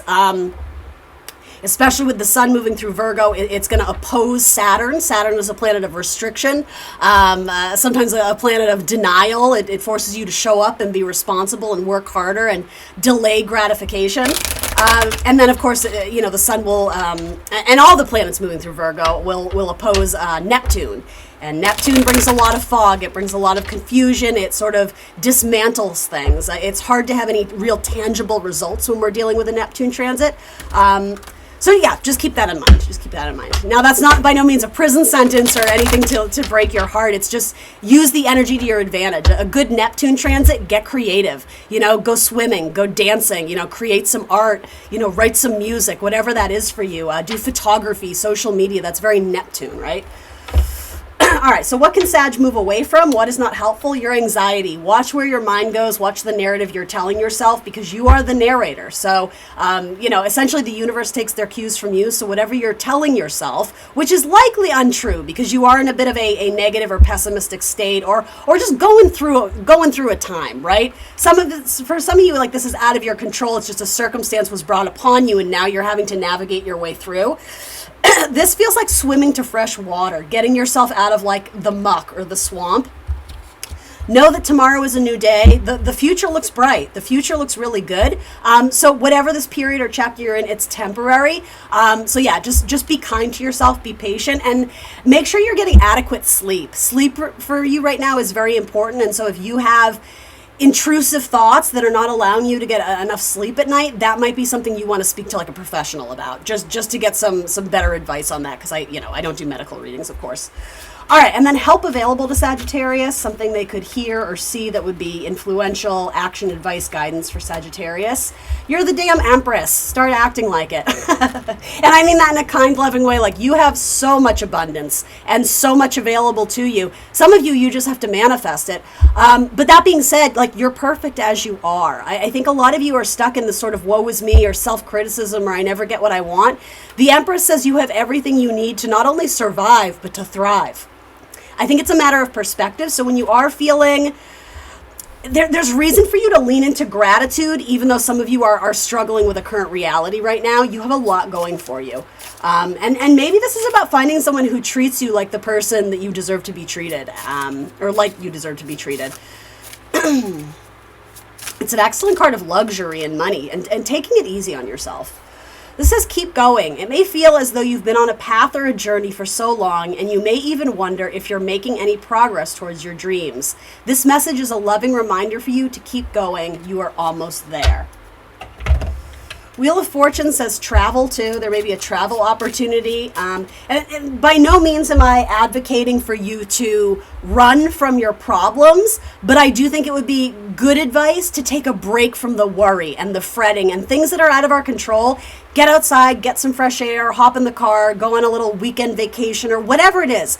Get outside of this to remember like perspective. This is, I know it's hard to hear in the moment, but this is very small in comparison to what this is actually leading you towards, okay?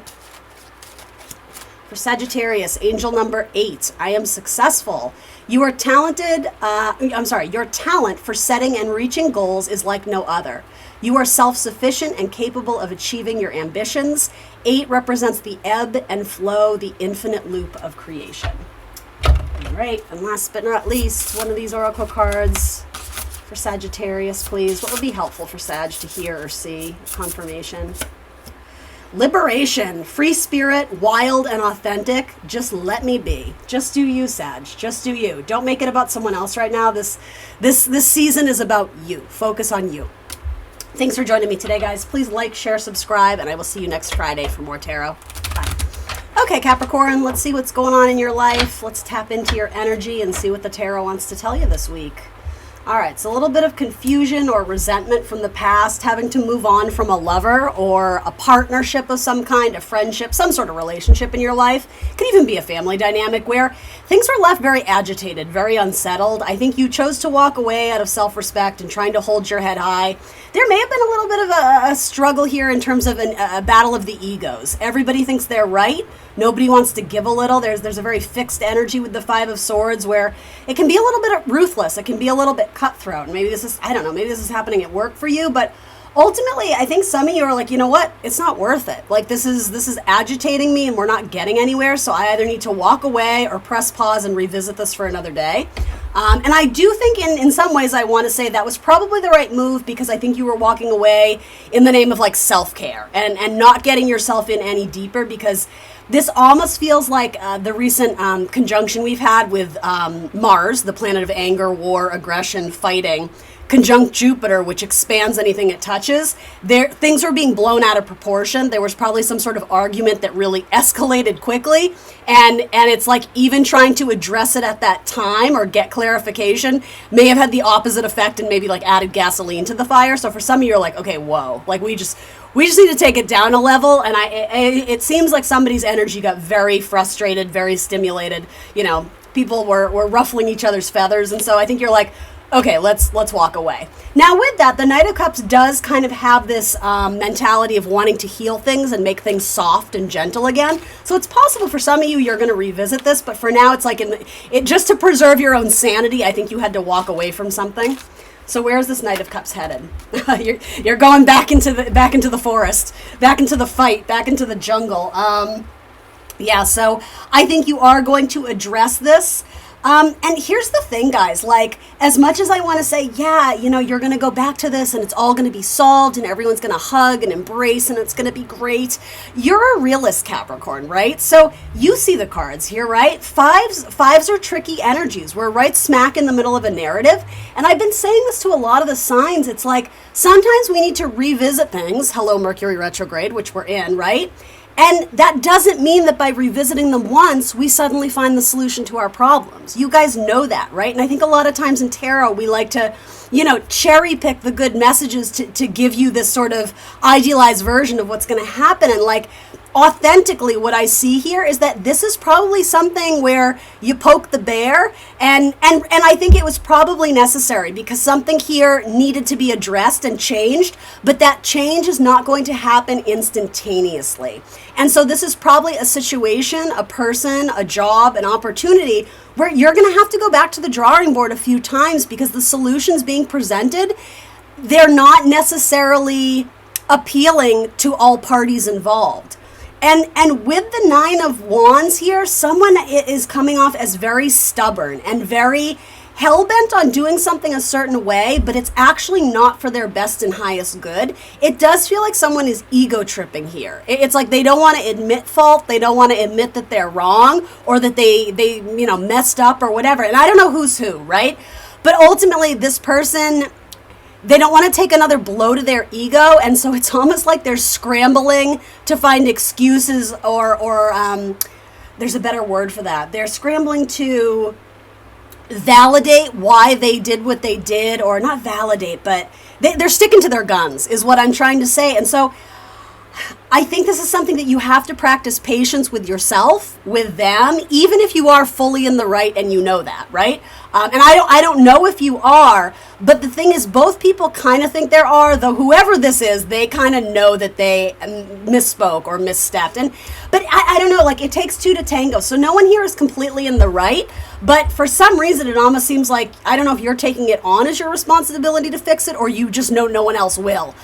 This is something that you're not going to get out of quickly, but I want to say it's nearing the end of a cycle when we have a 9 of Wands. So whoever this is, eventually they are going to give in because they have no choice. They can't be up on their high horse forever. They're going to be at their standing post a long time if they're constantly seeking, permission or validation to do something. And yeah, they're wounded. This is my wounded warrior card. So they're acting probably from a place of insecurity. And again, instead of being like, hey, can we talk? Instead of being a little bit open about their vulnerabilities and insecurities, they're doing the complete opposite, where they're being very guarded and very defensive and shutting you out when you're literally like just trying to get some clarity and get some more conversation going and, problem solving. This person is not necessarily in a place where they're ready to sort of break bread again. And so I'm not dissuading you from trying, but I would just say have realistic expectations of how soon this is going to get resolved. And, earmuffs for those who aren't ready to hear this, right? But there's something here about you may have to wait till next Mercury retrograde to fully have clarity on this issue or this agitation. Now, that's a while away. We're about to get out of a Mercury retrograde, I think, in the next week and a half. But I don't know, I think 3 or 4 months from now, there's going to be, and so depending on what this is, right? Some of you, it's going to end much quicker because some of you have decided, I'm out, peace. Like, I don't need this drama. I don't need this stress. And yet, when you do that, though, it almost feels like the universe reroutes you back to this. So this is not a fear-based reading. That's not what I'm about. But I'm trying to get you some substance of messages that would help. It's something about escaping this situation is not that easy. Even if it is like breaking up with your person, right? It's like there's still strings attached there, though. It's like you still have to go back to their apartment and clean all your shit out. Or do you know what I mean? Like, it's not as easy as I'm done, I'm free, I'm breaking away. It's like I have to go back and deal with that thing because ultimately we're still in this together for a period of time. So So healing is needed here. Something is out of whack, something is out of balance. But again, there's clouds overhead, so people aren't operating with the most clarity in terms of what they want in the long term. We may be making very impulsive decisions right now or jumping to conclusions that are not founded in truth and reality. Because really, guys, look, where's the earth? There's no earth here. There's no reality. There's no actual substance from which we can rebuild a relationship or even build something on it. It's not stable. It's like, it's like people are fighting for themselves and what they want, and what you guys are missing is that if you're in any partnership, a team dynamic, a collaboration, a group, there needs to be an element of hearing the other party out. It's not just about sort of being very persuasive to get them on your team and to vote on your side. Yeah, gosh, you have very tricky energy this week, Capricorn. Very tricky energy, my goodness.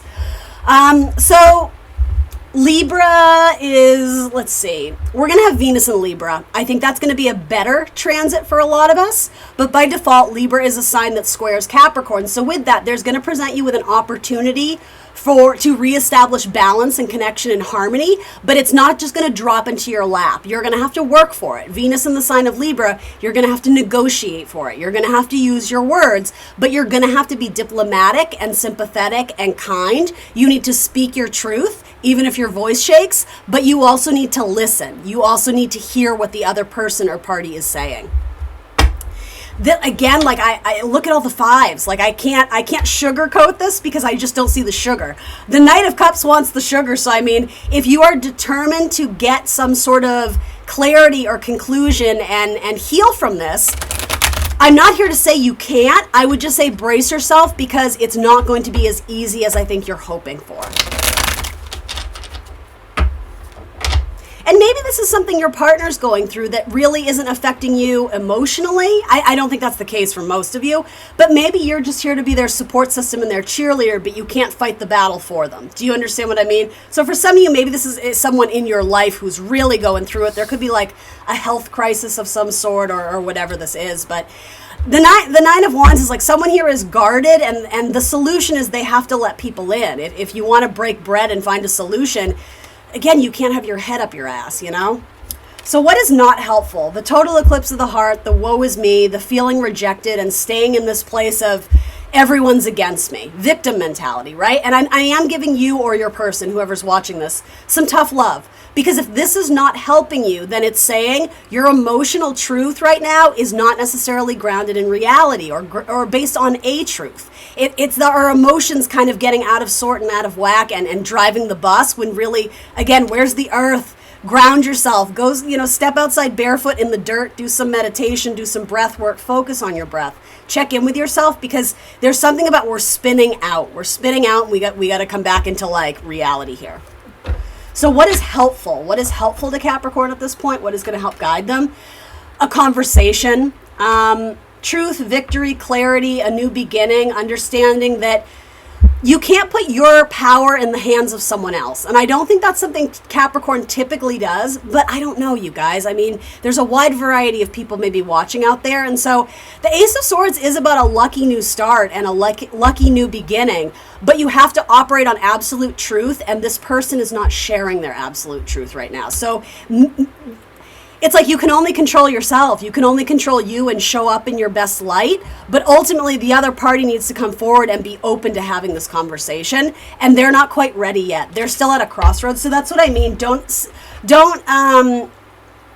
expect overnight success here. This is something you're going to have to work on a little bit. And for some of you, you may need to expand away from this to gain a different perspective or to get some clarity on what it is that you want. And to be really, what is a good word for it? Accountability, self-accountability. It does take two to tango, so maybe where could you have operated or done something in a higher vibration? It's cool, Own it, and then move forward. So your angel number is 11. I am intuitive.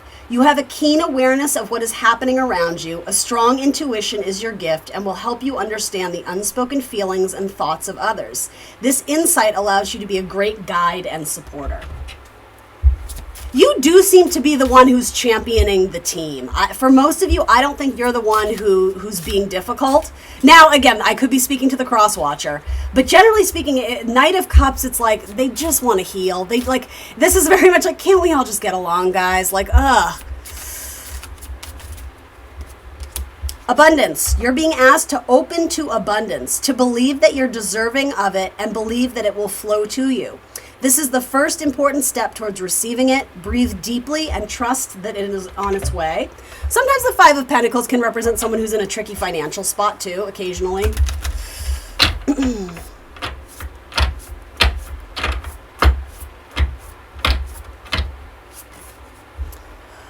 Let's see. The things that almost broke me were the things that most awoke me. The awakened dead, resilience, nirvana, and self-appreciation. Yeah, I do think something is, I don't necessarily want to say cycling out of your life, but it feels like something can no longer continue the way it has. And so we almost need to start from scratch and set new ground rules so that we both, or whoever the group, knows how to operate moving forward. This is an issue that needs to be addressed, but it's clearly an issue that is very uncomfortable for at least one person involved. And it brings up a lot of trauma. It brings up a lot of agitation. It brings up a lot of wounding. And so, of course, the solution isn't easy, or else you would have already changed something about this already. Let faith be your guide and navigate you. Trust your intuition in terms of timing and knowing maybe when to give this person space and when to maybe reapproach them again and see if they want to, open the table for discussion. All right, Capricorn, that's what I got for you. Please like the video, guys, subscribe, and I will see you next week for more tarot. Hello, Aquarius. Aquarius, Sun, Moon, Rising, and Venus signs. Let's see what the tarot wants to tell you this week. What's going on in Aquarius's life? What messages can I share with them for their best and highest good? Fear to bring an ending to something. Holding back, maybe fearing the initiation of a new cycle or a new chapter because of what you would have to leave behind or release or purge. There could be a confrontation you're avoiding because you don't want to agitate someone or ruffle someone's feathers or make them feel bad when they're already down on their luck. You might need to address something with a Scorpio. You may also be working through something about like a fear of death or I don't know, some sort of traumatic situation from your childhood or youth or a brush with death is what I'm getting. This is technically in the past, so I'm not predicting this. I'm not here to predict scary things, guys. That's not what I do. Ethically, I don't believe in that. Morally, I don't believe in that. But yeah, for some of you, there might be some like soul work, like even past life work that you're doing. For some of you, if it's not fear, it's almost going into some sort of meditative state where you're connecting with like past lives and past spirits and ghosts and that sort of thing. For some of you, okay? Moving on. Yeah, this feels like a very heavy-hearted, tearful goodbye, needing to say goodbye to someone. Or possibly someone that you already had to say goodbye to and doing a lot of grief work to release them. Again, I want to pause right here just to reiterate that this is not about inciting fear in anyone. Again, so like, I want to relay the message for those who have already had to let go of someone in their life in the past. Because that really is what this message is about. But if you're in some sort of chapter where you're fearing losing someone, I would highly recommend that you click off because this video isn't for you, right? If you want to revisit this later and it resonates, great, but this is not about putting you in a state of fear. Something about me really, really needs to reiterate that. Others of you, we are going to talk about the anxiety of losing someone, not necessarily to an ending of life. Just maybe it's breaking up with your partner, right? It could be something like that. So please only stick around if this is helpful. And if it's not, please click off. I'll catch you next time. Yeah, it almost seems like needing to say goodbye to someone who it's bittersweet because there is still a lot of love there. It may have felt like it happened too soon. I'm hearing too much too soon. So maybe this is a relationship that started off very quickly, very passionately. And then before, like, it's almost like it ended as soon as it started. Even if you guys were together for a while, it was almost like you met and instantly were like, yeah, we're a couple, we're dating. Like it happened very fast. And there was something about it being kind of a chaotic whirlwind in your life. And maybe in some capacity you knew it wasn't quite right, but you kind of got swept away in it. You know, sometimes the death card can represent sort of having this obsession or maybe like an unhealthy connection. Maybe it was very codependent. Maybe you felt a little bit suffocated. I don't know, I'm almost getting like a Sid and Nancy type vibe. Like, I love you so effing much, but also like we need to separate these two because they need to be in counseling, like that type of energy. Others of you may have been doing a lot of grief work because you had to say goodbye to a parent or you had to say goodbye to a child and you are still processing the emotions surrounding that and remembering the good times and still grieving, the difficult ones. It seems to be a week of catharsis. That's not always easy, but a purging of pent-up emotions is definitely what's in store here for some of you. The Empress, and you do come back out on top. For those of you who did lose someone, they're almost coming through as like a spirit guide or an angel or someone in your life who it's like, you still sense that their energy. Something about the scent, the cologne, the perfume, the candles, the way their house used to smell. There's something about you get whiffs or wafts of that every now and then, and it's very comforting to you. It lets you know that they're still around you. So for some of you, watch out for that. And also something about having an itchy nose. It's like when your nose itches, it triggers a memory of them or something about that. It's like a sign. It's a confirmation that their energy is still around you and encouraging you to continue to chase your dreams.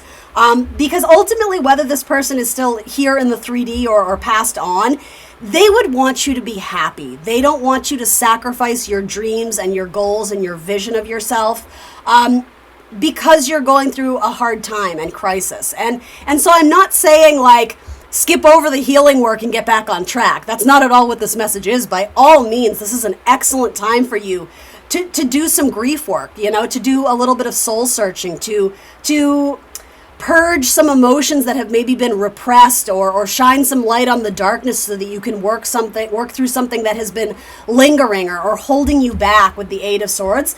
It's almost like some of you may have lost someone in your life and it was so busy and so chaotic you didn't have time to properly grieve.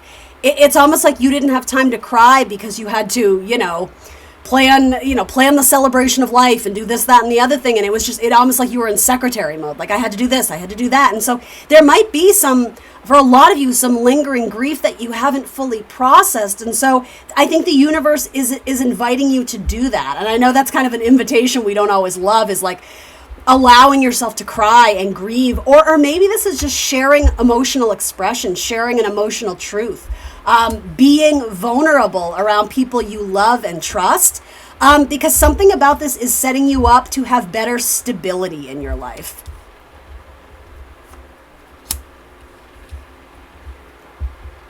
For some of you too, there may have been some sort of inheritance or financial gain or some sort of benefit that's going to help further push you in a direction that you were always meant to pursue, but you had to put it on pause, or you had to push pause because something in your life came through and it was very much like, okay, all hands on deck, I have to prioritize my life. And so because of that, something that meant a lot to you, possibly some sort of trip or travel or creative endeavor, something that meant a lot to you, even something with a pet or an animal, you may have had to put on pause. And now the universe is inviting you to go pursue that, because something is being pulled back or withdrawn or eliminated or, again, phased out of your life that is actually making more time for abundance in some area. And it doesn't even have to be monetary, but just something that you would really enjoy, something that would be comforting, something that you would be naturally good at, a skill, a talent, something that brings you a lot of joy and connection to maybe groups of people. If that's your vibe,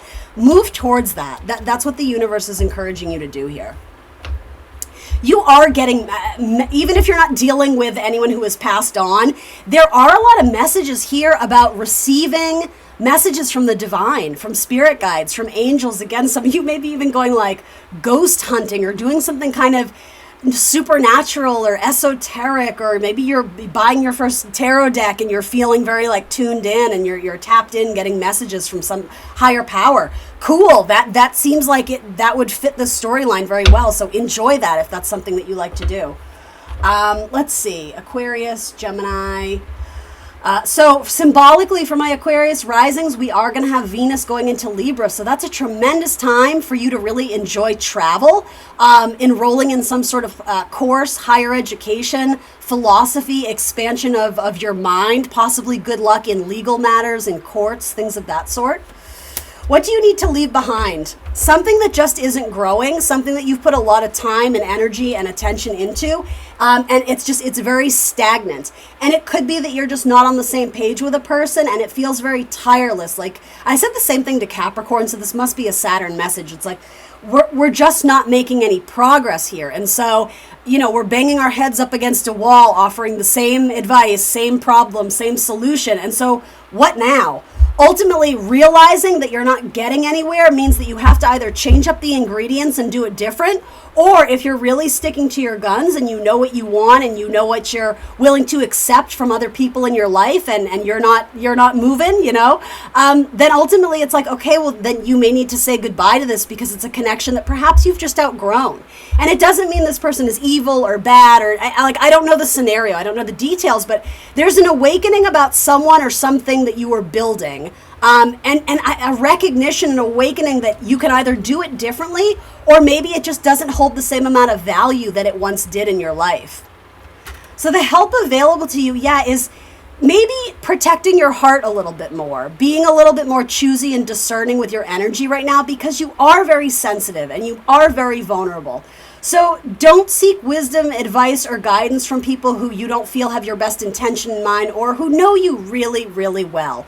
This might be a time to keep your circle kind of small because you are processing a lot of grief. Now, that being said, I would encourage you, because these swords are heavy and you've been holding them up a long time in maybe a guarded manner. This might be a time to let your guard down and allow yourself the time and space to actually grieve and process things.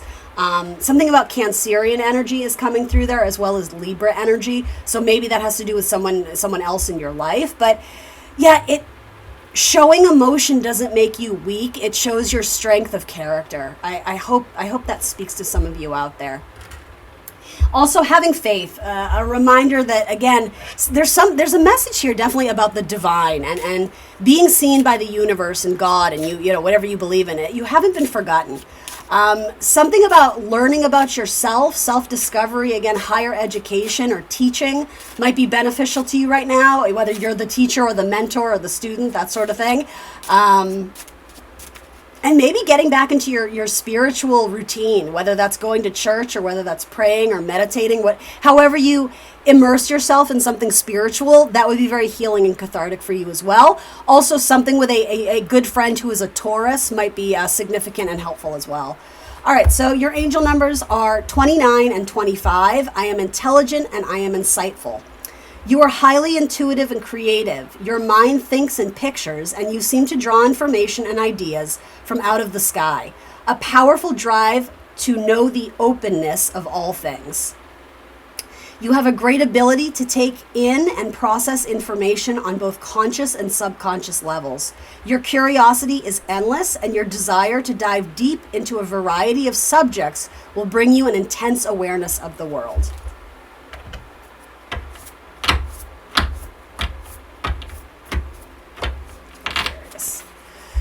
All right, let's see. The past, releasing, rebirth, and spring. And so I listened as my soul told me to let go so that I may awaken how much I have grown. All right, Aquarius, that's what I got for you guys this week. Sorry, that's blurry. Please, thank you for being here. Please like, share, subscribe, and I will see you next Friday for more tarot. Bye, guys. All right. Hello, Pisces. Pisces, Sun, Moon, Rising, and Venus signs. Welcome to your tarot reading here at the Intuitive Teacup. Let's see what the universe wants to share with you. What messages are going to be good for my Pisces collective out there.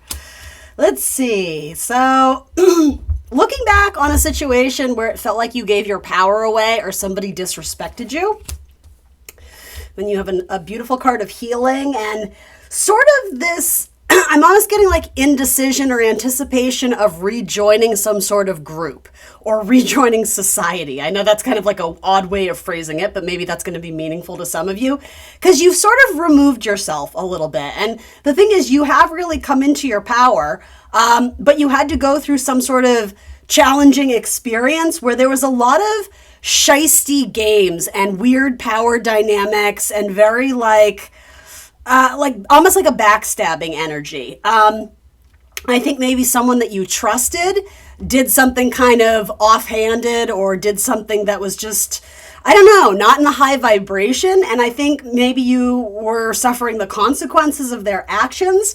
And it's not all about projection, right? You know, I'm a big advocate of self-accountability and that, you know, we choose to participate in relationships. Now, that being said, I am going to cut you guys some slack because it did seem like you didn't realize what you were getting involved in. And so ultimately you've had to step up and face the challenge head on, you know, Aries energy. I like that very much. It's like ramming through the door. Like, I'm not going to let this small setback stop me. There's also an element here of like haters going to hate.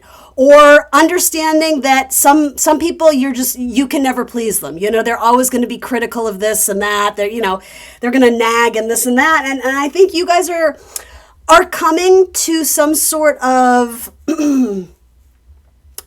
conclusion that it's not worth spending any more of your time and energy because it's like this person is just so stuck in their old habits and old ways that they're not going to have this breakthrough moment where they see with clarity the error of their ways. And so I think you're choosing to detach from them.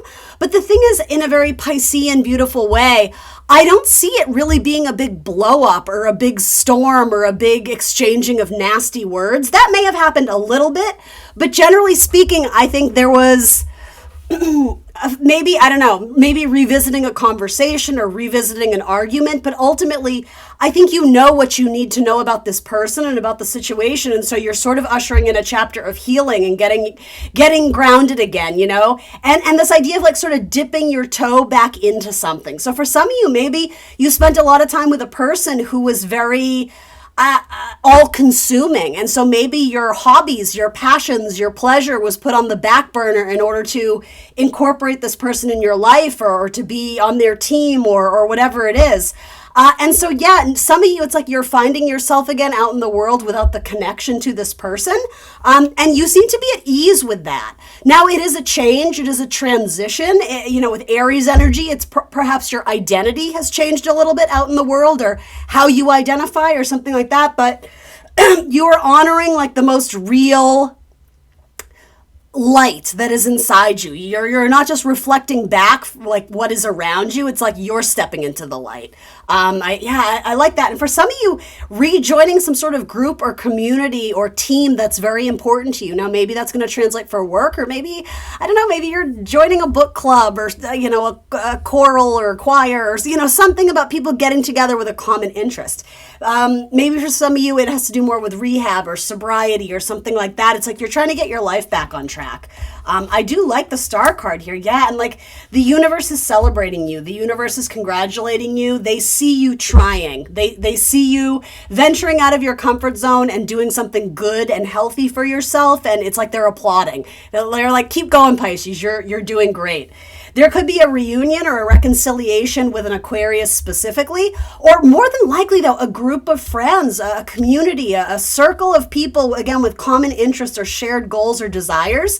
And it's very supportive. It's very lighthearted energy. It's Venus energy, right? So it's like, it feels good to be connected to this group of people. And maybe it's an online community. Maybe there's some sort of forum where you get to interact with people. Maybe it's an astrology community or something like that, right? Tell me a little bit more.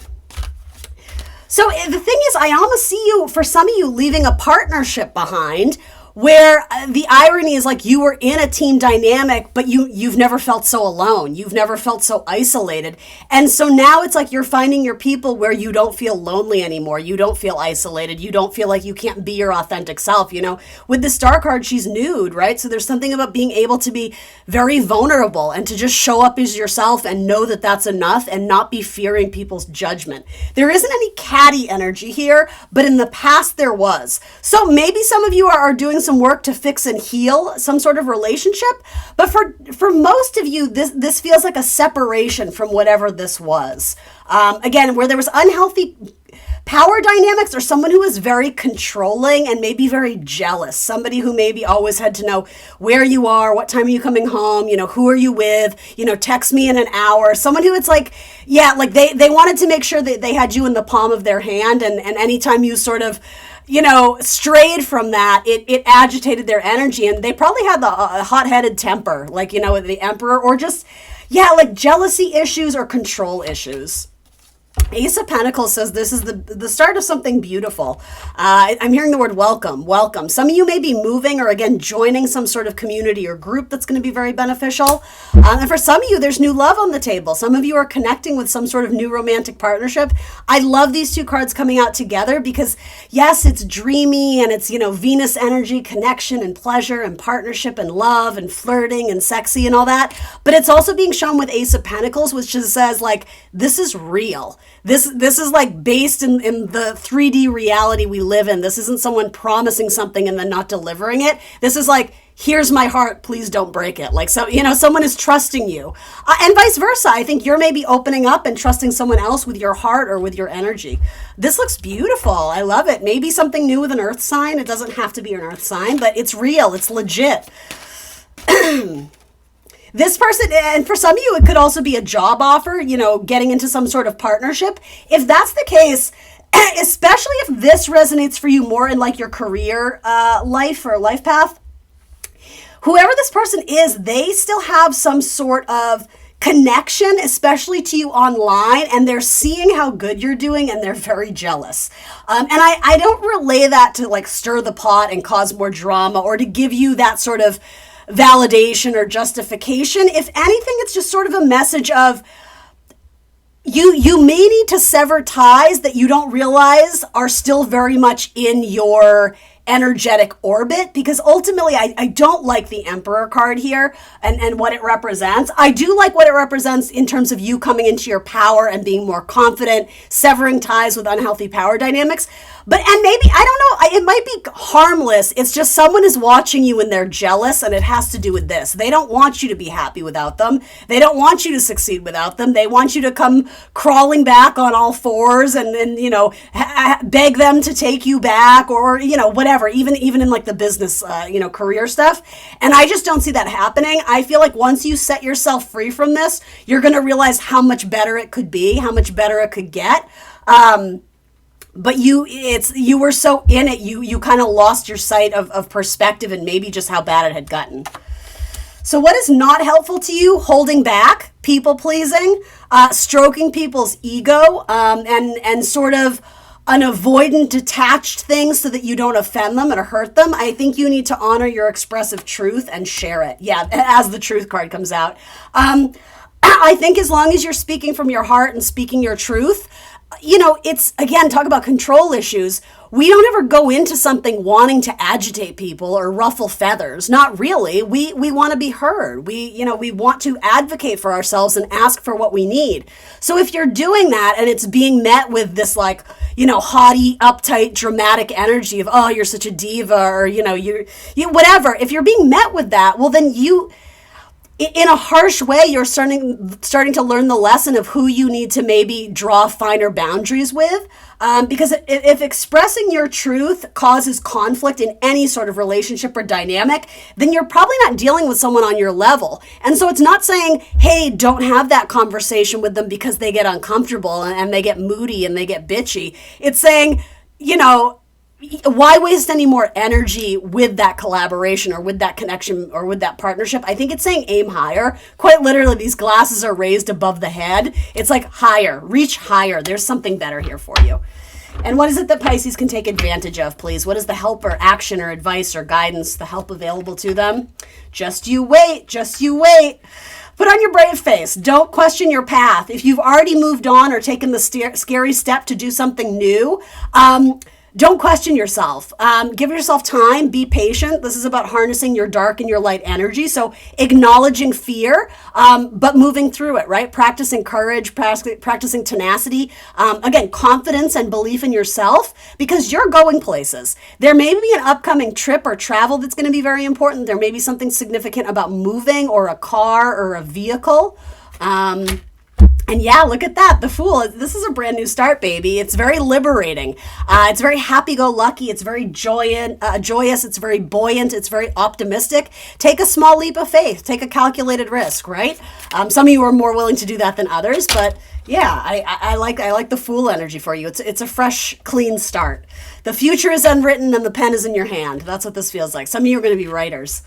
So your angel number this week is 222. I am balanced. Trust that the seeds of your thoughts are growing as you are nourishing them with words, feelings, and actions.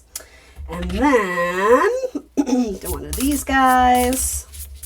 For Pisces, what would be helpful for Pisces to hear, please? For Pisces, please. Pisces. My little Pisces gang. Ooh, she's in a teacup. I love it.